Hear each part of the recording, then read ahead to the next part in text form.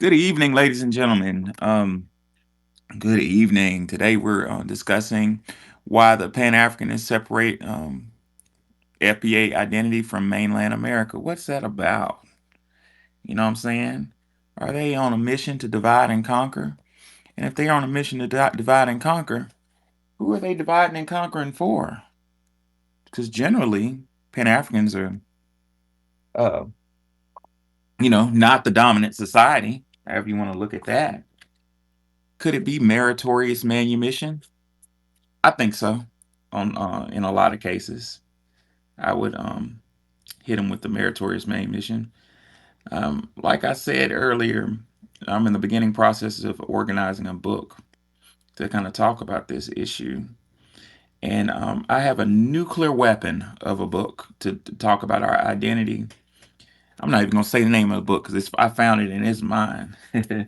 But in this book confirms some of the things that our sister Wani Spots has been saying about American identity, early American identity being Austronesian, or you know, um, basically Aboriginal. Proto-Austronesian, Australasian. They have a lot of names when they start doing that. You know why they're Oh yeah, doing it. yeah, but I'm looking for the page. I'm stumbling looking for the page as we talk. But yeah, it's just really clear. Yeah, she's right. It says Austro-Melanesian. That's another All these form of words. it because Melanesian people are blended with that identity. Again, they're trying to group people together. Uh, that grouping is more like before Papua New Guinea, Tasmania, and Australia were three different places. That grouping is more of when they were all one group and moved around. So that's why that's a very confusing identity. They don't like to explain it, but I make them explain it anyway. Right. It is confusing, and I think it's that's a good point. I think it's the confusion is part of the issue. It's like try to confuse us based basically, ladies and gentlemen, in layman's terms, somebody really don't want us to know that we were here before anybody else. There's a lot of academic effort to try to throw us off the scent. Um, I would say academia along these issues are filled with red herrings. I remember back in the time in the 1800s, they would use bloodhounds to chase criminals down, and they would, get a piece of clothing from the criminal or wanted person and let the bloodhounds smell it, and then let the bloodhounds loose through the woods to find them. Well, the smart criminals would get a fish. It was called a red herring, and confuse the scent by wiping it on stuff and mix with their scent and throw it all over the woods. So the bloodhounds get kind of lose their trail.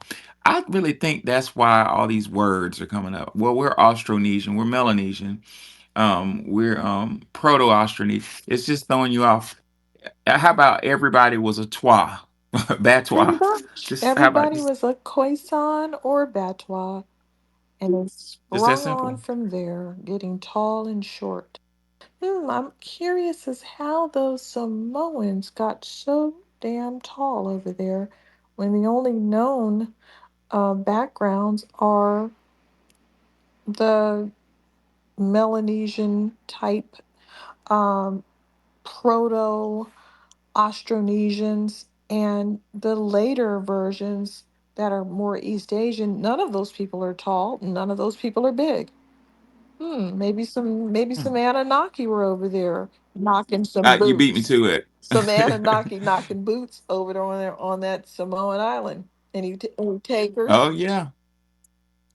Yeah, what does the Holy Bible say? And it says the sons of God met the daughters of men, and they were fair. Was that talking about Anunnaki? You know.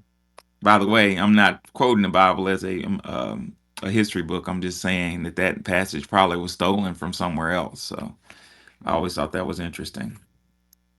Um, why do Pan Africanists separate FBI identity from the mainland America? Well, I have several theories on this. As I've said before in other spaces, that Pan Africanism started out really honest. It was done by Dr. Delaney, one of our ancestors, the first ancestor we had to go to Harvard medical school. I'm getting to the point, on a side note, of getting really tired of like saying the first this, the first that, first black to do this, because in my view, saying the first black to do that is kind of divisive. You know, what I'm saying, like, we're all in this together. You know what I'm saying? I guess we need to honor our brother, but I digress. But back to Martin Delaney. Delaney was Gullah Geechee.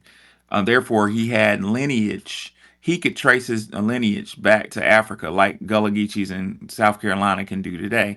In fact, some of them speak languages that are really familiar to West Africa. And when I spent some time in South Carolina, I thought the Gullah Geechee that worked on the Marine Corps base were from Jamaica. Their accent was not even close to familiar. It's like kind of like a Jamaican or Haitian It type of is. We accent. had a guy that was from there, and we kept accusing him of being Caribbean, but he wasn't. Right, right. Yeah, it's so different. It's so strange to me because I'm from Alabama. That's not incredibly far away from South Carolina. Birmingham and Atlanta is just it's not that far away. But it's so different, the accent. But anyway, I'm getting beside the point. The point is, given the fact that Dr. He had that lineage, uh, Pan Africanism for him made sense because he could trace his lineage back to West Africa. Whereas most of us, like Frederick Douglass, who was his best friend, cannot. Most of us, and you could look at pictures of Dr. Delaney. He looked more pure. There was some race mixture there, but he looked more African, if you will. And Frederick Douglass is kind of more of a representative of most of us on this page right now, just kind of like mixed up with a lot of different things, white and black mostly.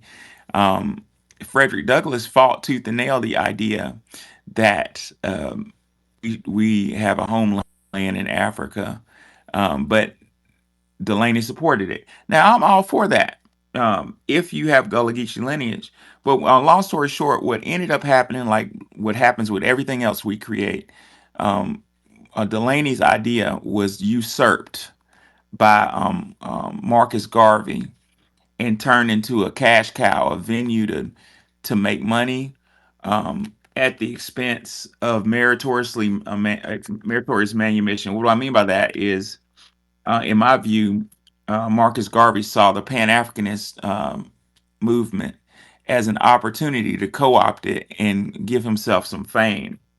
Um, in my view, also the government structure, um, apparatus, whatever three letters you want to give it, at the time, um, co-opted it to and used the Pan Africanism as a venue to fracture foundational Black Americans' land-based identity. I'm from Alabama, and the old folks always say in my family that we had a Native American relative. You used to hear the old folks echo that. So I think, and I don't a red Native. I'm talking about Austronesian, like an Aboriginal person.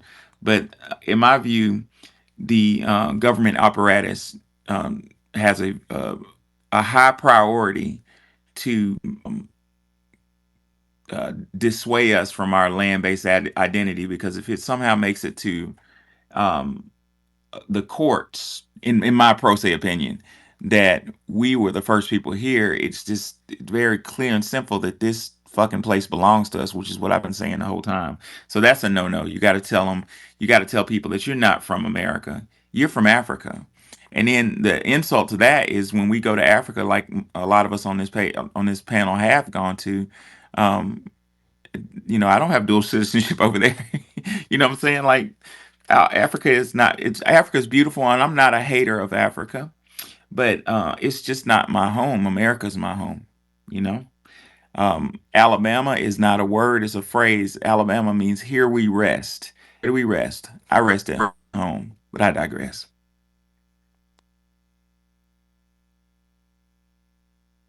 we still don't know the motive behind Pan Africanists wanting to separate us from the land. What sense does that make? That's not what our ancestors did. That's not what the Buffalo Soldiers did. That's not what the Tuskegee Airmen did. They fought for the country. That's not what the people in the Civil War were doing. They were not just fighting in the Civil War to go run over to to run over to Africa. What sense would that make? It doesn't make any sense. No one was thinking that way, and all of their quotes, which I can read some later, point to the fact that they are American. Blood and bones, bones in the soil, mixed here on this land, created here on this land, even though they didn't articulate that it was an ethnogenesis. Maybe that wasn't a popular word, but they certainly said that because they were now mixed, that they just didn't fit in these other places and they fit here. Now, saying that uh, you don't like America because you are having an issue with white people is the most childish, bitch made thing I've ever heard in my life. That's like a person from Nigeria that's Yoruba saying, well, I don't want to live I don't want to be a part of Nigeria anymore. I was treated bad by the Hausa. You know, the Fulani go down there and remove their heads and line them up in rows of hundreds, tuck the head under the arm on a regular basis. They've been doing Wow. this, they don't like them. So, someone not liking you in a country, what does that mean? That has nothing to do with your bond with the country. That has to do with you having, we live in the belly of the beast. So, of course, we're going to have issues. But these other people are all African, and yet they're not comfortable in their respective countries at all. They have butchered each other into the how many tens of millions. They've killed more people than we have. Tens of millions in the Congo. Tens Right. of millions of people butchered. Right now, as I'm sitting here, there's a big pit of bodies over in Nigeria with some guy standing around waiting for somebody to drive by so he can put another body in the pit. This is real. This is how much they hate each other. So for us to be told we're not allowed to be Americans because the white boy was a raging asshole and can't seem to control himself, which is true. That's a thing. That's what he does. For us to be told we no longer have a place to live anywhere, that we're stateless, that we need to dream about being in Africa when their asses are sitting in New Jersey somewhere in a dashiki and a kufi. For them to put that on us and make us feel unsettled and disoriented is a crime against humanity extending from the original crimes against humanity. How dare them tell us to feel stateless? They should be fighting for our rights here, not telling us to run like women. Even Right, women right. wouldn't run like that. So they should, I don't understand their point of that because there's no country you can name where people have been sitting there not having problems with other people in the country. And if that's their only reason for saying we shouldn't be proud of America or we shouldn't like America, what's the other reason? Well, I think there's been a big priority to keep black unity at bay. That's like a black unity is a big problem. Always has been. What did J. Edgar Hoover say? We want to prevent the rise of a black messiah. What does a messiah do? Unify people. And to answer your question, Wani, I think that Pan Africanists are operating under a meritorious manumission system because Pan Africanists get butter biscuits. I mean, I don't want to call no names, but some of them get money for a school. Some of them get money. Milana Karinga, you know, um, got a reduced sentence for his alleged egregious crimes that he allegedly committed. Um, you know, it's some they're getting some out of it, but the The point, I think, is to destroy or dissuade black unity, which is always makes me wonder, ladies and gentlemen, how many of us is it really in the United States? Because if you're so afraid of our unity, our numbers must be higher than 14%. Dr. Claude Anderson says meritorious manumission was not only used as an instrument to reward blacks, but it was a device for destroying black unity and race loyalty. Destroying race loyalty is priority one amongst the system, amongst blacks, foundational black Americans. And a good way for us to unify is if we figured out that we're the same tribe. You know what I'm saying? Think about how much effort is put into dividing the black community, dividing women from. I heard our brother Tariq Nasheed say something so powerful on the podcast yesterday. I'm paraphrasing him, but he said something like, "You'll never see the system call a Hispanic woman a strong Hispanic woman to divide. You know, they only do that to us. They're trying to divide men from women and divide the group from the individual from the whole group. You know, and I think one of the tactics. Well, shit, I'm just gonna say it. I know one of the tactics they use is meritorious manumission. Dr. Anderson says the meritorious manumission policy introduced a strong element of distrust amongst the slaves and made it more difficult for slaves to organize a revolt. If we all, if it became like a well-known fact that we all are indigenous, that's a common core where we can all kind of come together, you know, and that's a big no-no. Well, we are all indigenous. What other group was created here on this soil? None. If we look at our DNA profiles, it's going to show a lot of things that happened here. It's not going to fit with anywhere else on Earth. And a European is going to show where they came from in a big chunk. And including the Native American is going to show where they came from. Yes, they have definitely got a lot of admixtures. So I guess they could make the argument that they have an ethnogenesis as well, but we can see where they come from, and we know exactly where they came from. Where we are more fractured in our DNA than they are. We are truly part of this land, created here on this soil. Yes, in every way. Like we're a unique admixture that's very particular to the United States of America. America is our home, and that's just a fact. We have no other home but America. I've traveled a lot in a lot of places in the world, not as much as Wani, but I've been around, and I don't recall meeting a place, going to see a place that wanted me to, you know, come join as a system, as a citizen with open arms. You know, this is my home. Deal with it.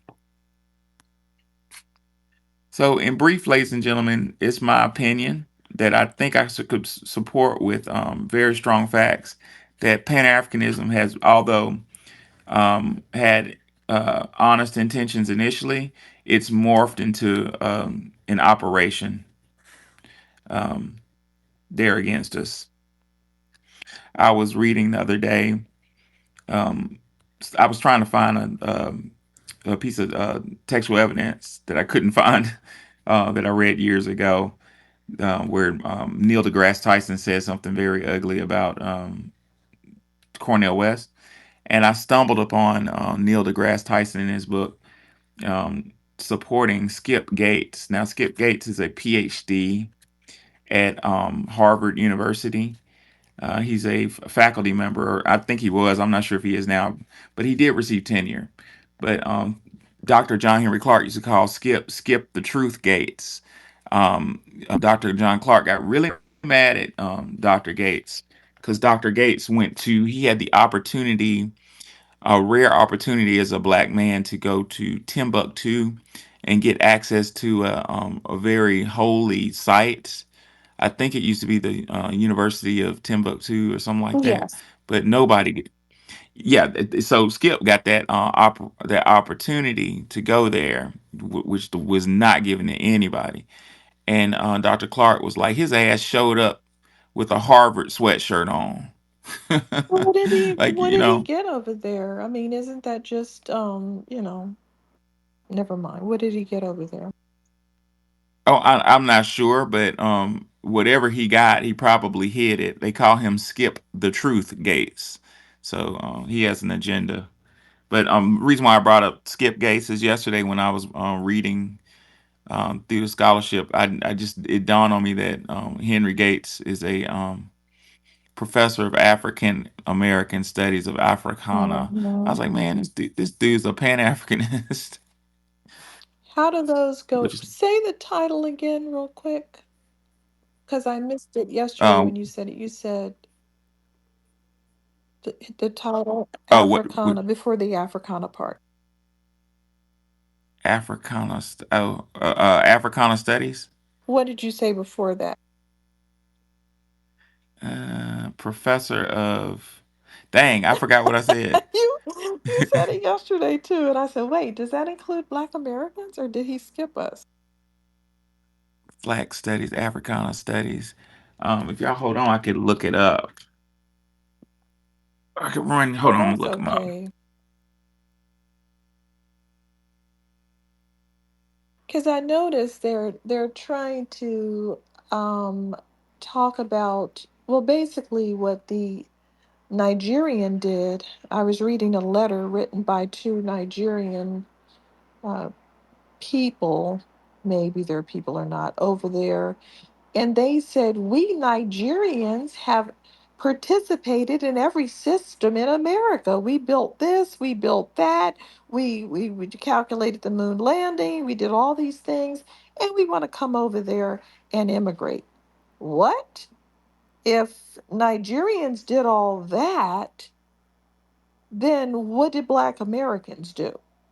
You see, I keep seeing the Africans making a move to try to get rid of us and just say, oh, yeah, you guys are the other ones. We're the real Africans that did all that stuff. So let's just scoot you out of the way. Um, There's a heavy competition between Nigerian. I had a professor friend of mine at the historical black college that I last worked at. And he was a young guy, and he's professor of computer science. And he used to say that. He said that, and he was really honest with me. He's like, man, he's like, we slick in competition for. He was Nigerian. There's a competitive nature there. I don't know if it's I don't know what it's about, but it's there. Let me tell you something I discovered today. The Bantus, um, about 1000 BCE, started making a U-turn. So they had gone west in the Bantu expansion. Well, those people made a U-turn and went back to Central Africa, Southern Africa, and East Africa and started invading. They were the first invaders. They must be some sort of buffer invaders because they dislodged everybody. They disrupted the Pygmies, Batwa, they disrupted the Khoisan, and they disrupted other groups, right? And then the Wow. next wave was the Arabs, and then, of course, the Europeans. Um, but they were the first ones to come in and try to get rid of the pygmies and the Khoisan. Oh, you guys are hunter gatherers. Get out of the way. We're farming. We don't want you to walk on our land. You don't live here. You've been gone for thousands of years. Now you're going to make a U-turn through somewhere you just passed through. Yeah, they are an issue. They are a problem, and they are invasive, and they're doing the same thing now, going places and disrupting people's stuff. They have a history of doing this. And I just discovered that today. That's interesting. Dr. Yosef Ben Yakinen um, played. He pulled a real brilliant move. He wanted to get access to the information that was stolen from the University of Timbuktu and the Library of Alexandria. That all those rumors were floating around about secret books and whatnot. So Dr. Ben Yakinen spoke the language. His one of his parents African, Nigerian or something. So he spoke a lot of the languages. And Dr. Ben Yakinen took hiatus at Cornell University and moved back to Africa and worked as a janitor or some insignificant, not insignificant. I'm not judging anybody's job, but some job where nobody would suspect that he was but I want to say it was a janitor or something like that. But he was old back then, maybe in the 60s, and he worked at in a private collection. And he just played like, I mean, I thought it was so brilliant. He played like, I don't know anything. I'm just a janitor. I'm just here to clean up. And in his spare time, he was like recording like, holy shit, these are books are from the Library of Alexandria. Holy shit, this is hidden stuff from Egypt. Well, anyway, he said that he saw the there were statues, ancient statues hidden in private collection of the Hyksos. So academic canon talks about the Hyksos being, white men, the Greeks. The Hyksos, for ladies and gentlemen, were the group of people that first rode on chariots with the wheel, and they invaded Africa. And like Mwani was saying, but Dr. Benyakin said he walked around the back of the Hyksos, and he said, "Uh oh." The statues of the Hyksos had cornrows and it had braids. It was black people. I mean, it was Africans. Africans invaded Africa first, like Wani said. They turned on each other. Very interesting.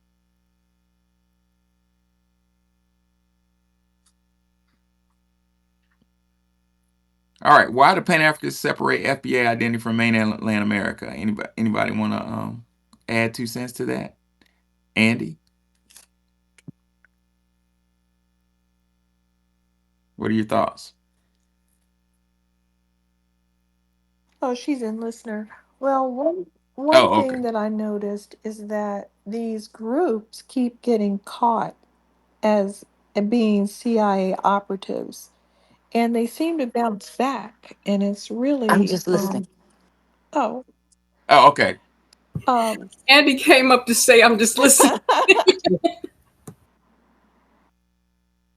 Oh, what were you saying, Wani? oh no, I was just saying that they keep getting caught as part of CIA operations. And the last time they were saying, and they are getting caught. They literally had a Russian guy, and he was explaining something about what they were doing. He was saying that he was just being chaotic online, that he didn't care which way we voted. He was just putting information out to make us vote any which way. So maybe split the vote or cause chaos. Um, he was just saying that really it was just to cause chaos and contention more than any specific thing that his group was doing. This is what a lot of these Mm, people online are doing, just spreading hatefulness and contention. And they keep catching these Nigerian and Ghanaian um, rooms where they're just filled all day long with people making nasty comments, making nasty comments, making nasty comments. But I will say those nasty comments have calmed down, because with each nasty comment they make, here comes another picture of them looking crazy. So the best thing, if I was them, if they have any brain cells at all, they would not keep messing with us, because it's only exposing their bad behavior. It's only exposing them. yeah, yeah, we've been pushing back, which is new. Like we've had this you take the low road. I mean, we'll take you go low, we go high type of attitude, and that shit just ain't working. So we're pushing back, which is common sense. I think that really goes that problem was just like Pan Africanism. That problem of turning other cheek was snuck into the canon of the Holy Bible. Bobby Hemmett was talking about the original story of a Charist, which we call Christ, and the way he described the Christ, Heru, whatever you want to call him, Yeshua, was just almost opposite. The Christ that Bobby Hemmett described was more aligned to the Jesus, the Christ that's in Revelation, which makes sense. Why would he flip? Like, but my point of bringing that up is I'm almost sure, I don't have evidence to prove it, but yet, but I'm almost sure that turn the other cheek was snuck in there to keep us docile and make us do stupid ass shit like just ignore people when they spread lies and ignore people when they attack our lineage. We've been doing that for years, and just recently we started fighting back when these diasporic groups have their 2 cents to say about us. How in the fuck do you have anything to say about us anyway? And you're like a guest in our country. Like that's just it's ridiculousness. I actually didn't understand it was happening because I couldn't wrap my head around it. We spent so much time defending these people's image and viewing them as an extension of ourselves. I couldn't even understand how they could be attacking us. It just didn't even dawn on me. I would hear, things, and I would treat it as an isolated incident. When they would do that, a Caribbean person would say something, I would treat it as an isolated incident. But no, they have a completely different attitude. They cried when the Queen died. You have white people living in England who don't even like the Queen. They weren't all crying, by the way. And they're white. And Right. and they some of them know this woman is not related to us. Why is this German woman ruling us? They know she changed her name to Windsor, and because of after the Nazi issues, she had to change her name because people were anti-German. So there are a lot of people that are of European descent that were not crying up their sleeves, as they say over there, over that. They weren't doing all that. But to see somebody on an island acting like that, it's just not us. It's just these people just are not us, and we can't continue to pretend like they are. Yeah, I saw them falling out and they were calling her dear. Oh Lord, dear. This lady is a druid. She was into all kind of stuff. If y'all watch the funeral of Queen Elizabeth, um at her funeral procession, the head priest takes her magic wand and busts it in half and then puts it on her body. Watch that. It's there. She had a magic wand, ladies and gentlemen. And guess what it was made out of? Hollywood. Yep, said it. Magic Mhm. wands are made out of this special wood called Hollywood. And Yes. what do wands do? They cast spells, right? That's how they're able to do what they're doing. I mean, who is going to sit there and let somebody with no relationship to them rule them? And they have been Germanic people have been doing this the whole time. They have to put spells on people. They have to act bigger than life and have all those carriages and pomp and circumstance and those fortresses and castles that you can't penetrate as a peasant. What are you going to do? Beat on a big brick wall surrounded by a moat? Mm-hmm. Right. We're looking at sorcery. Twizzle, what's on your mind? Hey, how y'all doing, man? What's up, Professor? Hey, I'm Nikki the chilling. God. What's up, Sister Wani? I just want to answer the question in the room. Why do Pan-Africanists separate FBA identity from mainland America? And when I hear that question, it reminds me of a movie with Wesley Snipes. You remember that movie, Sugar Hill? Remember when he was trying to do business with the Africans, but they kept saying, no, we don't do business with Akata. And he asked Wow. them what it was, and they said cotton picker. So that always reminds me of whenever those immigrants come around or anybody who has melanated skin, they are quick to let it be known that they are not Black Americans because they don't want to identify with our slavery past. You know, they want, just like Blade, they want all our benefits, they want all our strengths, but they don't want none of our weaknesses or anything that could be used against us in a negative way. So that's why they are quick to separate themselves and say, I'm Caribbean, I'm Nigerian, because they don't want to attach themselves or have any clue to what goes on to our, when I happened to our Black American when we went through the antebellum slavery days, they don't want to have a tie to that. So that's why they want to, like Ronnie was saying earlier, they want to say they invented this. They want to say they was a part of building Washington, D.C. They want to say they was a part of building Wall Street, but yet they don't want to say they were slaves. So that's all I just wanted to say right there. And hey, shout out to the room and hey, happy Thursday, everybody. And I'm just gonna fall back to listening. Oh yeah, it's very, very true. And the Pan You Africanists know, are allowing them to do that and saying that we're African, so we have to sit down and let them lie out of their teeth, their gapped teeth, like that. And the white boy is just sitting there looking like, how do we benefit from this? Can we just say some foreigners built the country? Should we let them claim they created soul food? Aren't we trying to say that soul food is Southern cooking? I don't know what they could be thinking Yeah, when they what's the say goal? garbage like that. And what's the goal? that's the power wanting in associates of Europeans is sitting back, being a neutral body, observing, studying, observing weaknesses, and once they get a clear understanding of weakness in the power structure, they strike. If you look back at Japan, Japan was a very unique jurisdiction because number one, it was surrounded. It is surrounded by mountains. So mountains, it's damn near impossible to attack. It's an archipelago in the middle of the ocean, right? That's surrounded by mountains. How the hell are you going to attack that?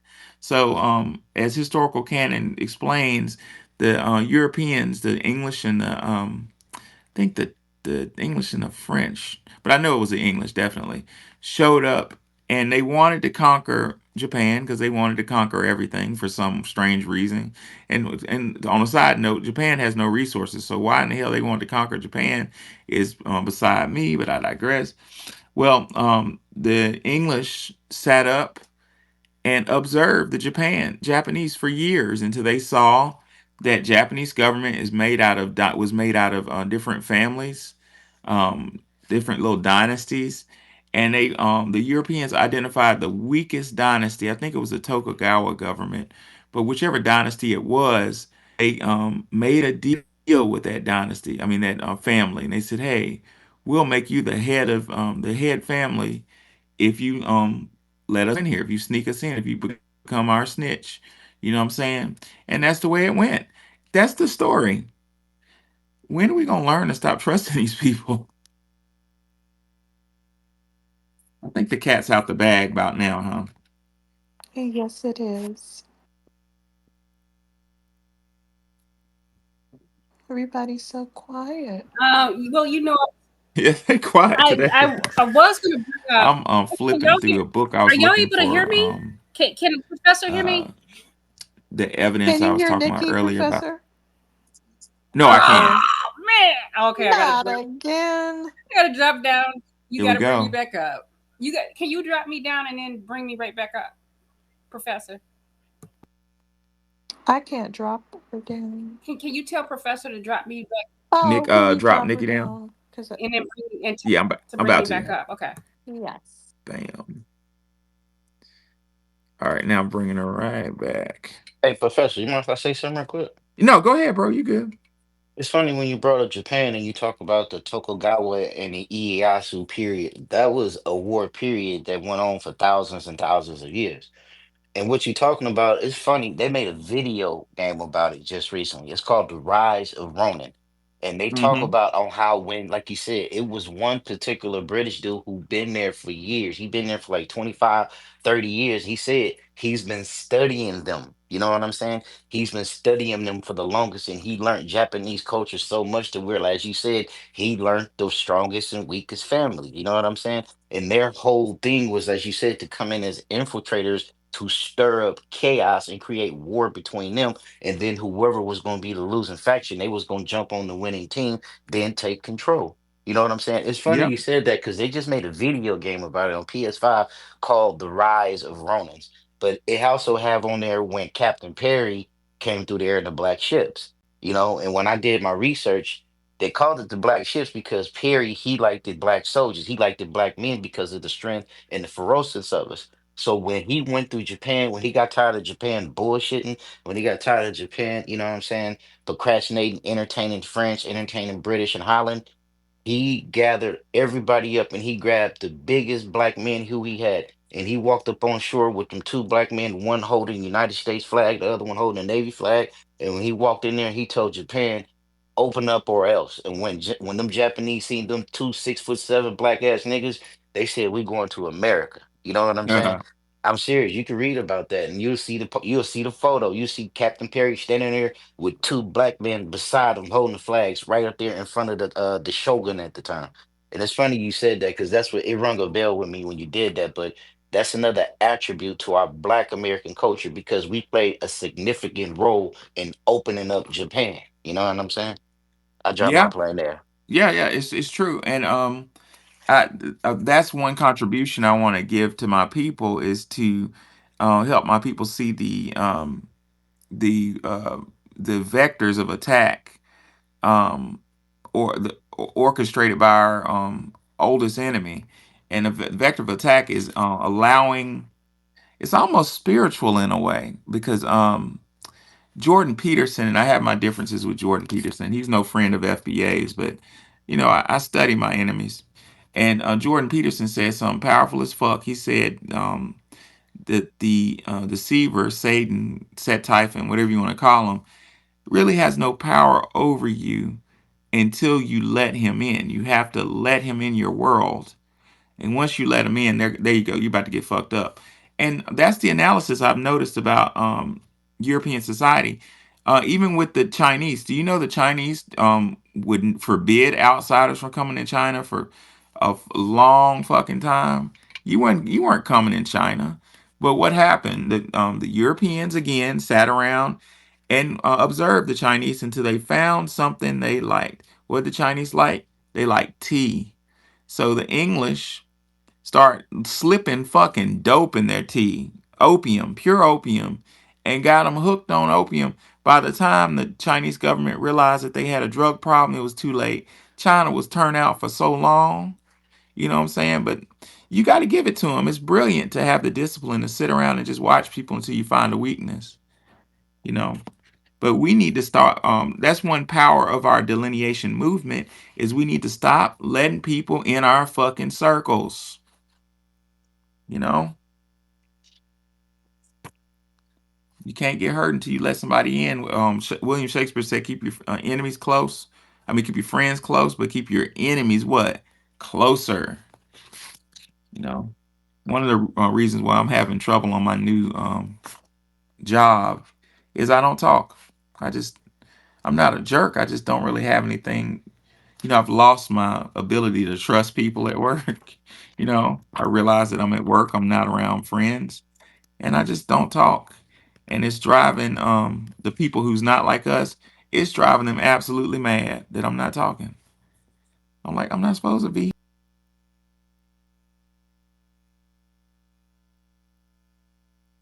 Did he stop talking? Because I don't hear him anymore. Who me or Yes. yeah? I said John Horse. Oh, okay. Sorry, I wasn't. Can you hear Nikki, No, no, Professor? I didn't. I didn't. I heard her for. I heard Nikki say, "Did he stop talking?" Because I don't hear him anymore. Yes. Yeah, I heard Nikki. Okay, so we can hear each other. Okay, good. Yeah, no, I was gonna say, speaking about that, like, one of the things that I always try to keep in mind too, like in dealing with white supremacy, is remembering what Neely Fuller said about, um, he always says, limit contact, limit conflict. So if you limit contact, you know what I'm saying? Like, for the most part, you'll just limit your conflicts with people. So, I apply that to work, certain relationships and things like that. So that's just how I move. And then, I always encourage, for our people, study military science and things like that. You got to understand white supremacists. The white supremacists are they come from a warring culture. So it's just a part of their lifestyle. Just the way how they move, that's just how it is. That's a part of their culture. Even though, white supremacy is a death cult. So, you know, even if, you hear all this talk about Elon trying to go to outer space and everything, even if they come into contact with aliens or anything like that, they're gonna fuck around and try to conquer aliens. They're gonna try to, it's a part of their culture, which is one of the main reasons why they assume that they're dying off because they have weaker genetics. No, they're dying off because they have a warring culture. Yeah, If you have a warring culture, the only thing that comes out of war is fucking death. So they're gonna fucking die off. I mean, even all the way back to what's the shit? The fucking Neanderthals. They did research and found out that the reason why they fucking died off is because they fucking ate each other. So they're Yeah, just I, Wait, doing the same ate thing. each other, They don't. ate or hate? No, they ate each other. Ate each other. Yeah, people did eat each other, but I don't know They what. ate each other, and we got to get into the Neanderthals because YouTube people are asking for they are asking for it to be. I know that we're talking about something else, so I guess we'll talk about that another time. But people are asking for you to explain more about what you recently found out about the Neanderthals. Who, me? Yeah. Oh I yeah. was just reading something. It- Go ahead, Juanin, but I was we that's very strange because I was just reading something. I'm looking for that evidence. I we're want to having tell you. synchronicity. Yeah, isn't that weird? Um, I just saw Neanderthal. well, Neanderthals, this is what we can say about them. They were giving birth to children by Homo sapiens, us, and they were fathering. So they were active on both sides. And these other groups mixed with them, I'll just say mixed. They weren't, it wasn't like a rape thing. These people were living, found living in the same caves with these Neanderthals. They were living together for years until the Neanderthals died out about 40,000 BCE. So we can say that. So it makes me wonder, were they as ugly as they're portrayed to be? Maybe they did look more like Fred Flintstone and Wilma. Oh I my. don't know. That's When I scientific. Hey, when I I just want to throw this in there, Ronnie. When you look at the Geico caveman, I yeah, mean that's whatever that exactly man what I was gonna caveman say. is, Yeah. look at this baseball player who played for the Los Angeles Uh-oh. Dodgers named Clayton Kershaw. Okay. Look at Clayton Kershaw and tell me if that's not the Neanderthal gene. But you got to add one more aspect to it. You got to understand when they were discovered, they was walking around on all fours with tails. You know what I'm saying? They had tails, and as they said, one out of four Caucasian is born with a tail. And when I Mm. done my research on it, that's their side effects for them not producing melanin. Transparent skin, blonde, straight blonde hair, blue or green eyes, and a transparent This tail. guy does And I not didn't look believe like a it, Neanderthal. but I saw it. You ain't seen him. We should watch him. Let I me looked at let Yeah. me Clayton. get a close I grew up. up in If baseball. he has, When I yeah. seen him, Clayton Kershaw looked just like when he let his hair grow during baseball season. Oh yeah, he looking like Well, you he know who looks just looks like the caveman. Like not you cool. know who looks more like cavemen, the Tasmanians and Right. some of the Aboriginals, and they in fact have a lot of Neanderthal genetics, and they didn't get blended out because they were isolated. So they're a good example of it. So what we do know is that everybody who left Africa that hung out in Eurasia got a good dose of Denisovan and Neanderthal. Now they said that they believe Neanderthals were more gentle than they said before because they found flower pollen. And then they backtracked on that and said, no, wait a minute, the bees might have brought the pollen in there and maybe they didn't put flowers down for the dead. So at this point, we really don't know how gentle they were, but they were gentle enough to father all those children and give birth to all those children. So I really don't know what our earlier Homo sapiens were doing, but they were definitely not, they didn't seem to be avoiding these Neanderthals. They did not, they seemed to be, hanging out with them and they knew they were there first, so they knew the lay of the land. So maybe they were showing them how to do things and that's how they got chummy because that's basically how these migrations are. A new group will come, and the previous group that's been there will show them where the water is, how to fish, and do stuff like that. And if no one's there, they'll look at animals to find out where the water is and how to fish and where to go and what berries to eat. Man, Wani be knowing her shit, boy. I'm reading Doctor a book from Graham Hancock. Graham says just like the Neanderthals who overlap with our ancestors and interbred with them, so too the Denisovans overlapped the Neanderthals and interbred with them, while also again like the Neanderthals interbreeding with anatomically modern humans. viable offspring capable of reproduction resulted from all these liaisons. And in August 2018, Denisovia Cave obliged yet again by yielding up a bone fragment more than 50,000 years old in sufficient good condition for genome sequencing. It turned out to have belonged to a female about 13 years of age who had a Neanderthal mother and a Denisovan father. They did mix. Yep, they mixed. Those two mixed, and those two, well, those two have a common ancestor, but both of those mixed heavily with Negritos and Australians, so Australian natives, and therefore we can't say that the Neanderthal genetics causes the violence, and like I was trying to prove causes lice. We can't say that because those people don't have it. So Wow. they don't have a leaning toward violence. And so whatever it is that they have, it's still yet to be identified. Well, we know they have a lot of things, but we want to pinpoint exactly what it is. Wani, real quick, what you were telling me though, the connection between Neanderthals and Australia and Only, only non that the proto-Australians, before they got to Australia, they hung out in Eurasia where those people lived, where Denisovans and Neanderthals lived. So that's why they have those genetics. That Very that's fascinating. part of their migration pattern went right through there. I wanted to quickly validate that Geico commercial look of a Neanderthal. When I worked at no, really, when I worked at Smithsonian years ago, they would do museum exchange. Those you don't know, I was at the Museum of the American Indian. But when they were short at a museum, there was exchanges, and they exchanged me at the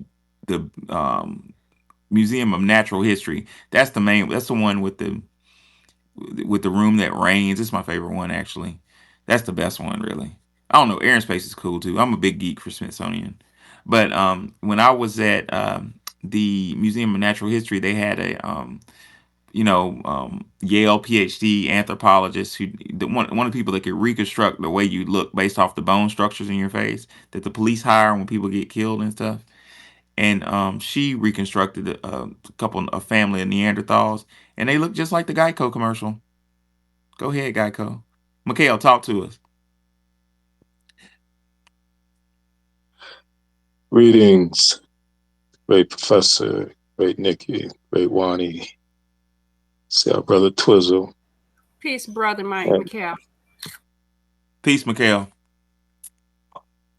Go ahead and it's, educate us, brother. no. I'm just building on the beautiful enlightenment that uh, is being given and received. So here's the trick and the deception that's played and used by the albinoid types. The cranial, and brother professor and sister Wani, you can research this, the cranial structure of the so-called Cro-Magnon. Let's start there. You'll find the oldest primarily in the Ethiopian highlands, and then, of course, later in the areas of Uganda, et cetera, et cetera. And that's primarily because the two main sources of migration were the blue and white Nile, aside from the so-called Red Sea, so-called Indian Ocean, right? But mainly those that migrated from the Ethiopian highlands downward, I guess that would be southward, southwestern, sort of closer to the White Nile. found themselves moving towards what we would consider West Africa. And at some point, in the area, and we've discussed this before, the area we will call Ghana or Nigeria, these people interacted with the people who are considered to carry what's called the ghost DNA. And I think Brother Mm. Professor or Sister Wani, you guys Googled that. And that interaction between those two created what we will call the so-called Neanderthal. But we're talking literally at least a million years ago. At least a million years ago. So, and these people were not albinoids. There was no such thing as an albinoid at that point. I mean, in terms of a colony, a large colony. But also bear in mind that these people as well had similar features to the ones we would call Khoikhoi San people, because those people did not originate in South Africa or in the bush or what you would call Central Africa. They themselves also came from the Horn. All right, so you have these people who are sort of slanty-eyed, flat head, sort of what you would consider mongoloid features, interacting with these people who carried this ghost DNA. And you know that phenotype when you look at many of those so-called Nigerians. They look a little, well, they look a little this and that. And then they moved closer to the coast of what we would call Libya, and many of them occupied the island of what we would call Crete. And then most of them went into the Aegean Sea area further north, into the Baltic area, the Caucasoid, or the Kaz area, and so on and so forth. And that's where the prototypical Neanderthal was essentially created. But those who were considered Khoikhoi San phenotype, as Wani indicated, populated the planet. Australia, all of the so-called Southeast Asian islands and the Americas, and so on and so forth. And they were definitely woolly-haired, melanoid.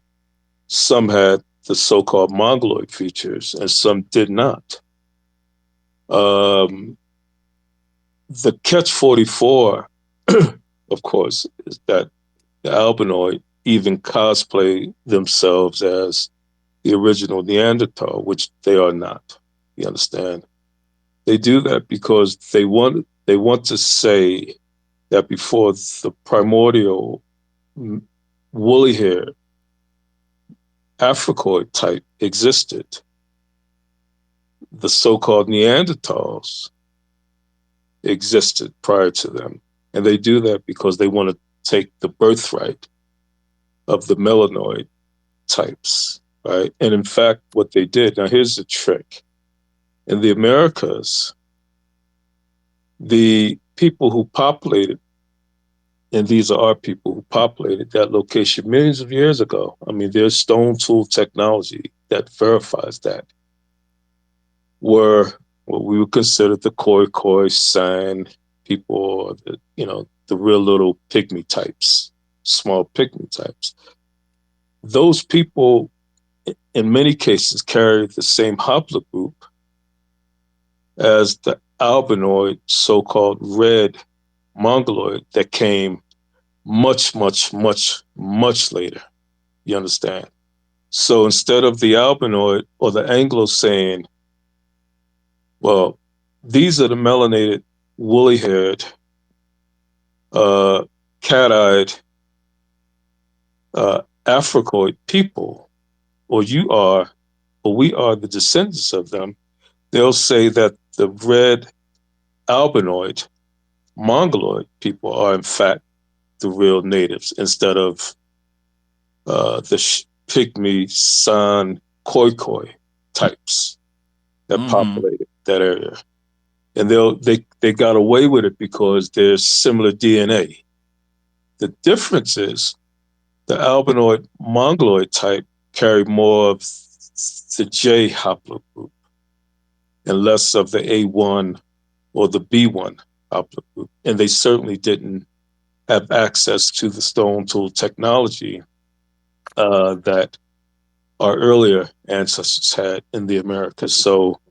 So it's just layers and layers and layers and layers of deceit uh, embedded in this labyrinth uh, of lies that they've created to sort of take us away from our land, our lineage, and put them as the so-called founders uh,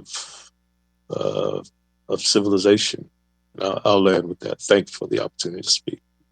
Wonderful, Mikhail. Wonderful. That fits into what we're talking about. The Pan Africanists separate FBA identity. Mikhail went he went broke it down to like a atomic level of how it's important to the system to deny our land-based identity.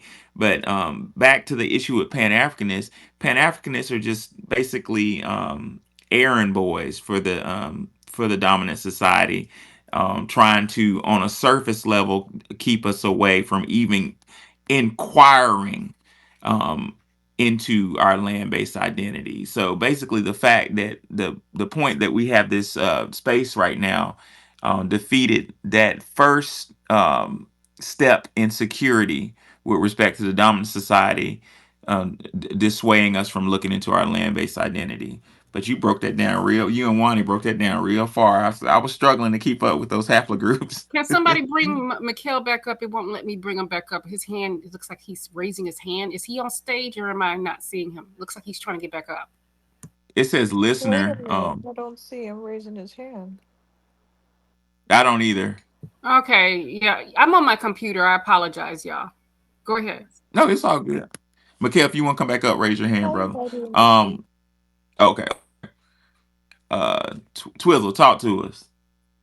Man, that was a beautiful spiel, brother Mikael. Yes, sir. That was beautiful. I love it. And he hit two things that really rung a bell with me.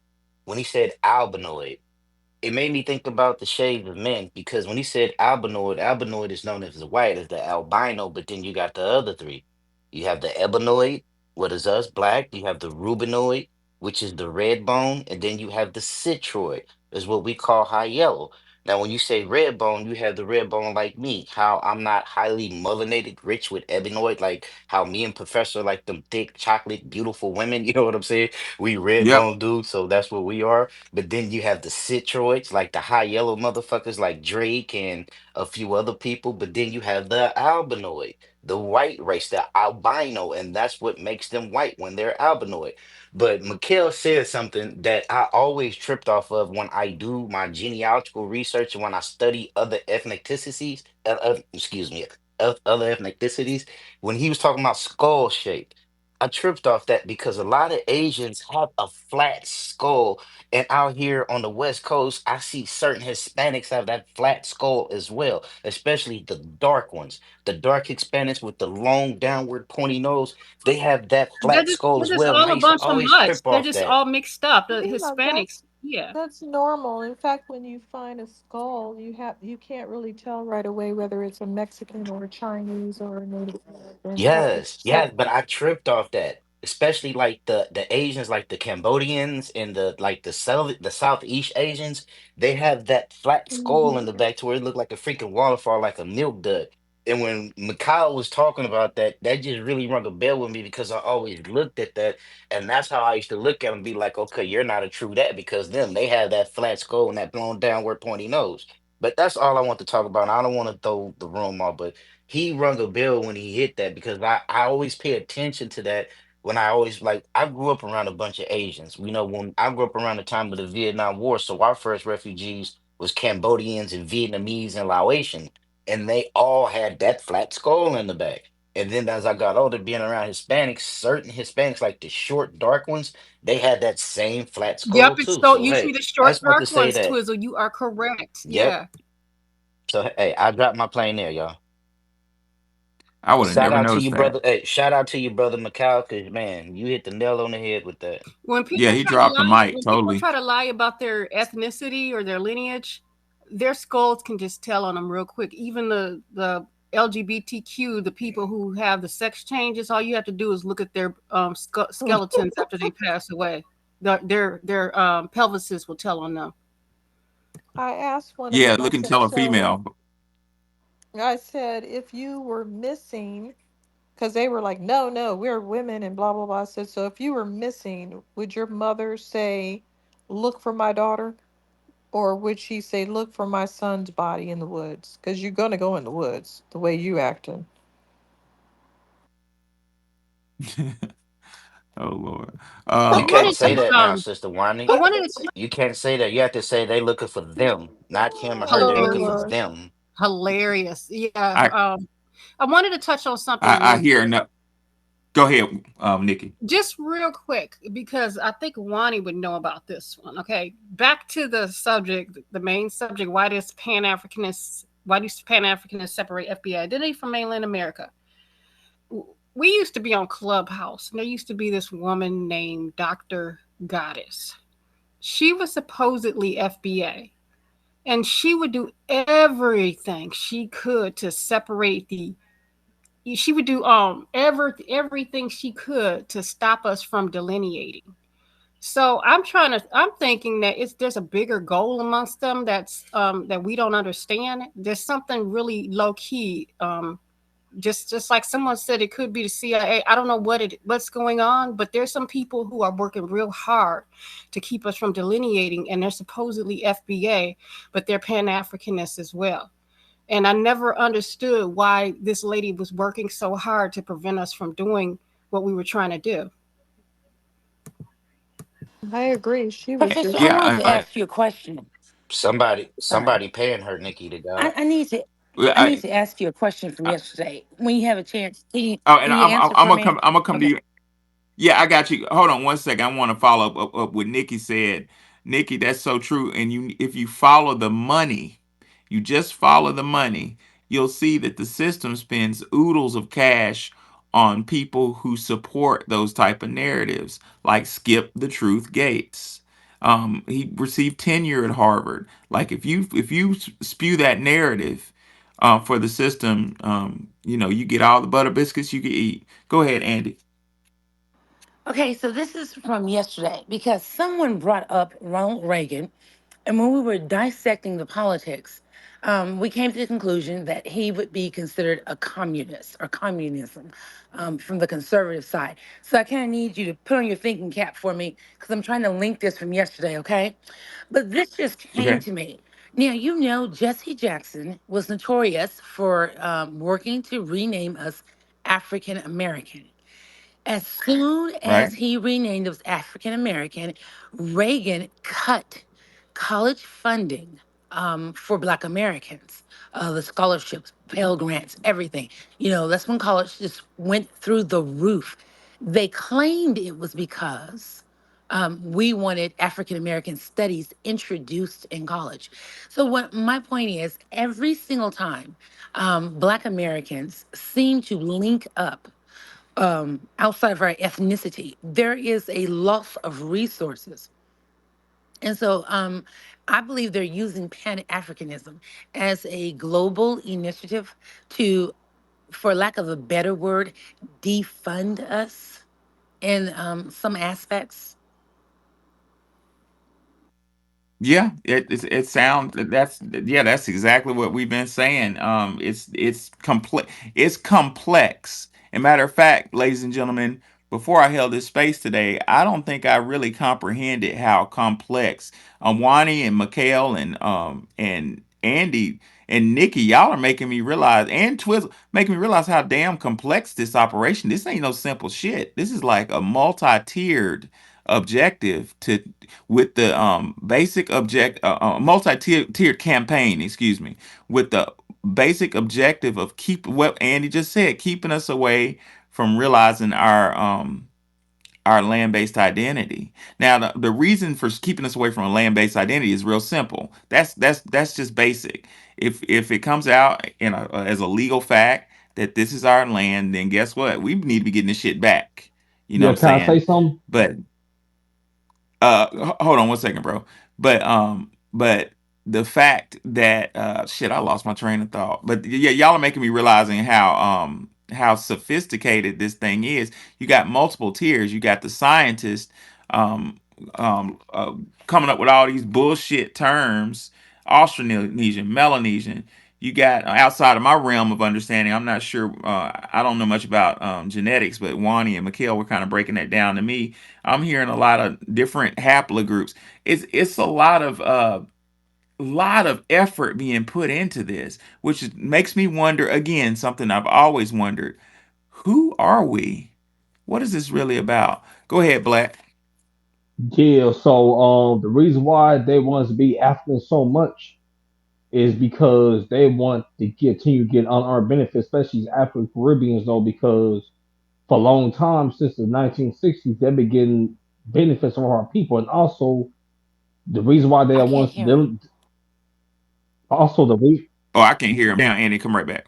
and also the reason why they don't want us to delineate because these African and Caribbean nations they get billions of dollars each year off of black people going to these different countries though. Like over there where they had the whole year return in Ghana, the Ghanaian government made over billions of dollars off of black people or that fake year return back in 2019. They tried to do the same thing. I went to this African event, this Africa Day event like 2 or 3 years ago. They was trying to get black Americans to spend a lot of money on these different African countries though because to get themselves out of debt. And a couple of people questioning them and saying that this Pan Africanism stuff is actually basically a one way street. I'm saying that we can't get no dual censorship. We gotta come with a bag. We gotta come with $100,000 just to get censorship. So a lot of our people do that, so they actually cancel the event because they know a lot of people's onto the scam. They tried to do the same thing in Kenya. They were trying to do the same thing they did in Kenya because they know it worked in Ghana. They were trying to do the same thing in Kenya where get black people 5 years, I think, free visas over there though, but that basically failed though because that people called it was a scam. See, a lot of these But look African, how I was just going to say, look how they are preying on our sensitive spots.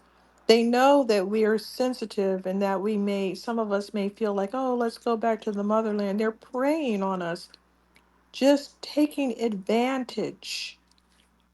Go yeah, you're ahead. right, Wani, because when I went over there to Tanzania, I know a lot of people personally that fell for the whole Pan African stuff like that back in 2020, where they had that it was COVID was going on, and they ended up showing the whole country. Tanzania was one of the only countries in Africa where their borders were still open. A lot of people went in there. They trying to get a 2 year visa because in Tanzania they used to have this thing called a 2 or 3 year visa, where you used to go to school over there. You used to get a 2 or 3 year stay. A lot of people found out it was a scam, so that a lot of people got scammed out $100,000 though, and then keeping that money and getting that money back. So it's a whole bunch of scams that goes on in these African Caribbean countries, and also the reason why they want to be Pan African so bad is because they want our replacement. See, these Africans, all the man wants to talk about Pan African this and that, but they never in their homelands.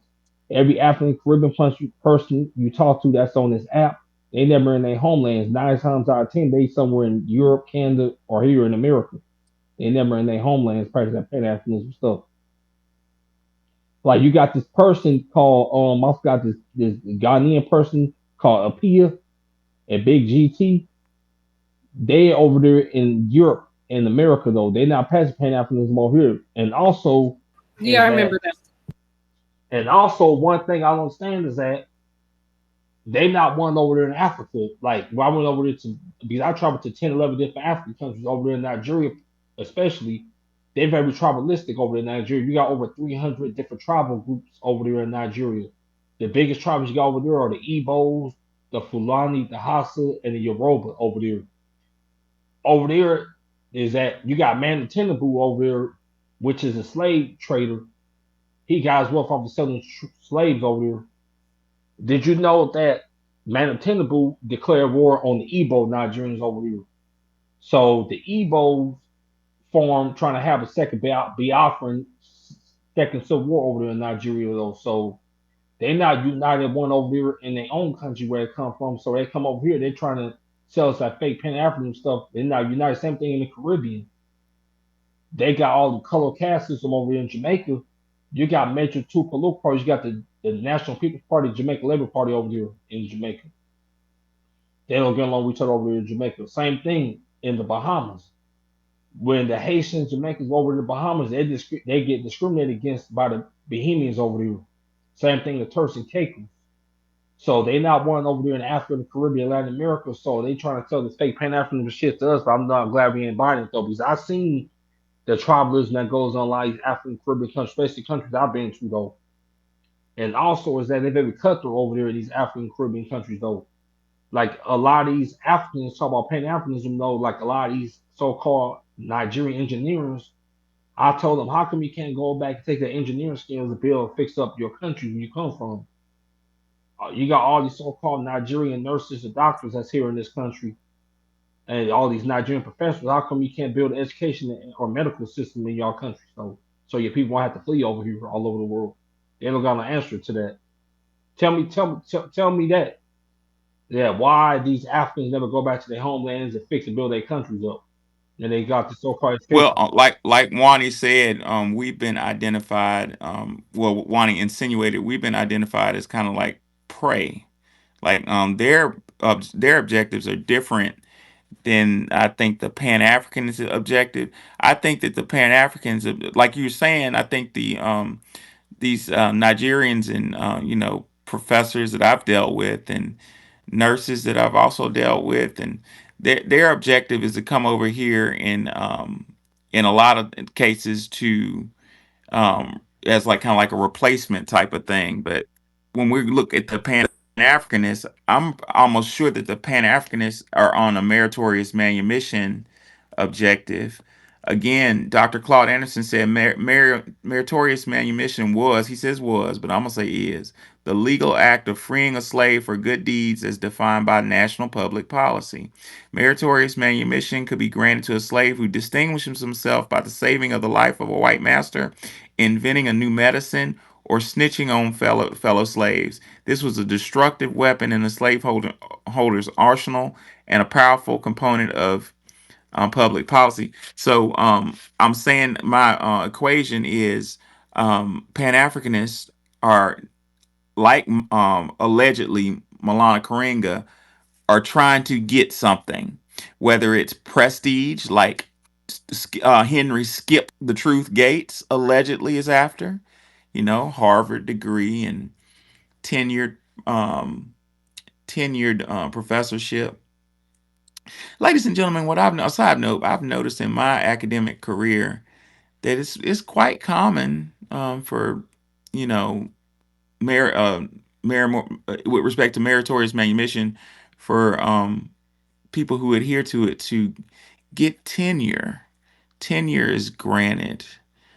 Think about Angela Davis. I've talked about in other spaces. It's I'm gonna say it's very interesting how she pushed feminism in the black community of Birmingham, Alabama, my hometown, which is a family-driven Yeah, and jurisdiction, wasn't Angela and she Davis received. supposed to be on code and part of the movement? How the hell did she wedge herself into this? But she's a feminist. And that's Yeah, another she used to. Yep, conversation. That's another conversation we're going to have totally. Yeah, because she used to. there's some people that should not be here. I'm not Yeah, saying in because this I space. actually. I'm not saying in this space. I'm saying there's some people who are in the movement who have just like that woman who was speaking in Tariq's room the other night on stage complaining about men. Oh Oh, my Deb Yeah, Light. God. she came out and said that she was a feminist. Why is she around us? So we're gonna Which have to one you have talk about? Are I, you w- talking about that person I, that's in Chicago? I went to we're I gonna went to yeah. sleep on that one, and I wish I was there because you notice how Robbie came at Yeah, her. Robbie. Me and Yeah, Robbie, Robbie got her ass. yeah, Uh, because me and Robbie were me and Robbie were hosting a space, and she came in the space, and me and her fell out. Like I blocked her because she had feminist talking points. I was Hey, listening to it and I Nikki. was like, ma'am, you Oh, is that who you? Is hold on, that who bro. you? Hold on. Who you were talking to me about on the phone or earlier that day? Was that who you were telling me about? Who? Her? No, oh no. No, I blocked Deb like 6 months ago. But yeah, I remember our talking point. She was Deb came on and me and Robbie had a space about feminism, and she came on there just dogging black men and just. But no, it's a separate instance. But I blocked her, and Robbie was, he was being a gentleman about it. But I just love. I thought it was so interesting. I was listening to the rerun of that show at work today on my break, and I was like, wow, yeah, Robbie got her ass. But that lady pissed me off so Which bad. But Tariq had me rolling with which the which Kamala And Harris she which and impersonation. lady she you tried to talking get up about? there, and she tried to get up there complaining, talking about, oh well, the Democrats, they're helping with the medical stuff because she takes care of her mom. I'm like, I take care of my mom too. My mom's sitting right next to You sure me, Did did, you guys see and the I'm CNN still right? not. town hall? And I'm.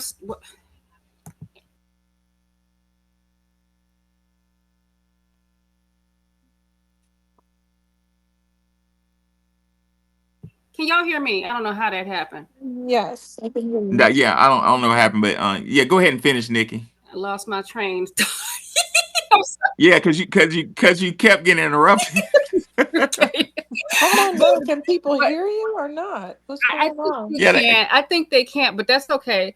You can let Twizzle go, but I pretty much made my point. She No, no, tried no. to I get don't have there. nothing to say. I can hear you. Go But ahead. unless that was Black who was trying no, to I talk. wasn't even talking about Twizzle, but Yeah, it go was Okay. either go Black ahead. or Twizzle who was trying to talk. I just want to let them all, everybody have a chance to talk. Go ahead, y'all.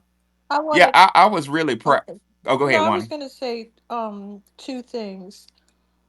I am tired of people saying that they're feminist, flapping their mouth, and then later we find out they're lesbians. Angela Davis is a lesbian. That's Wow, I didn't know different than a that. feminist. They don't want to get along with men. They're just using that to be anti man legally. Okay, that's not the point of feminism and to begin with.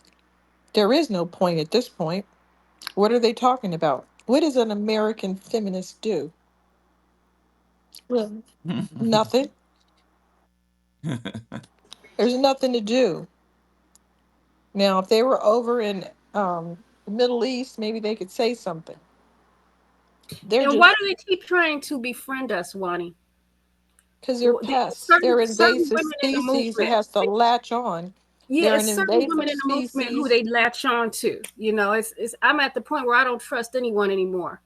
Um, and until because I've been around for a long time, and I'm like, these people come out of nowhere, and next thing you know, they're like, oh well, this guy's a pedophile, and this is a, and I'm like, okay, so we all Hmm. coded. You just randomly calling black foundational black American men pedophiles just for no reason.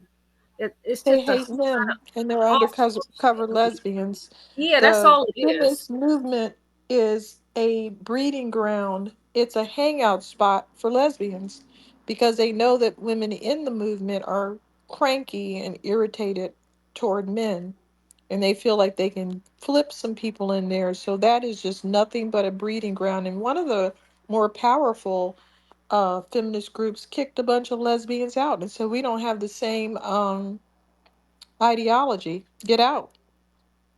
Because you don't. I mean, a normal feminist is just trying to get better rights, or women's rights movements are trying to get rights. This feminist thing is another branch, which is really just a entry level It's a lesbian pseudo religion. hangout.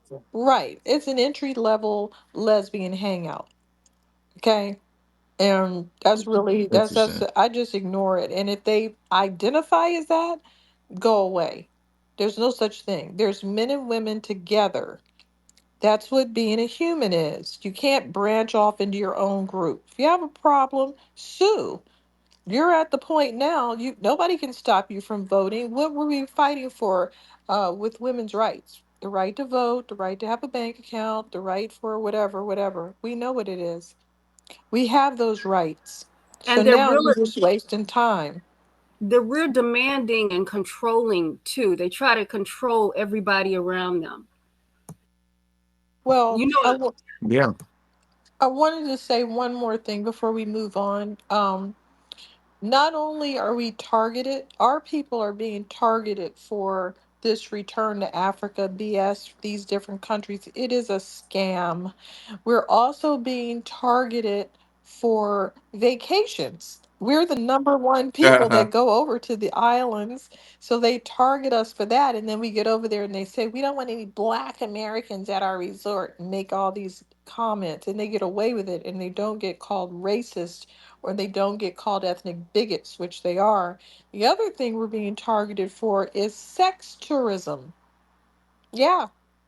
You know, those Dominican women, they're not messaging Dominican men or Jamaican men or Colombian guys to come over.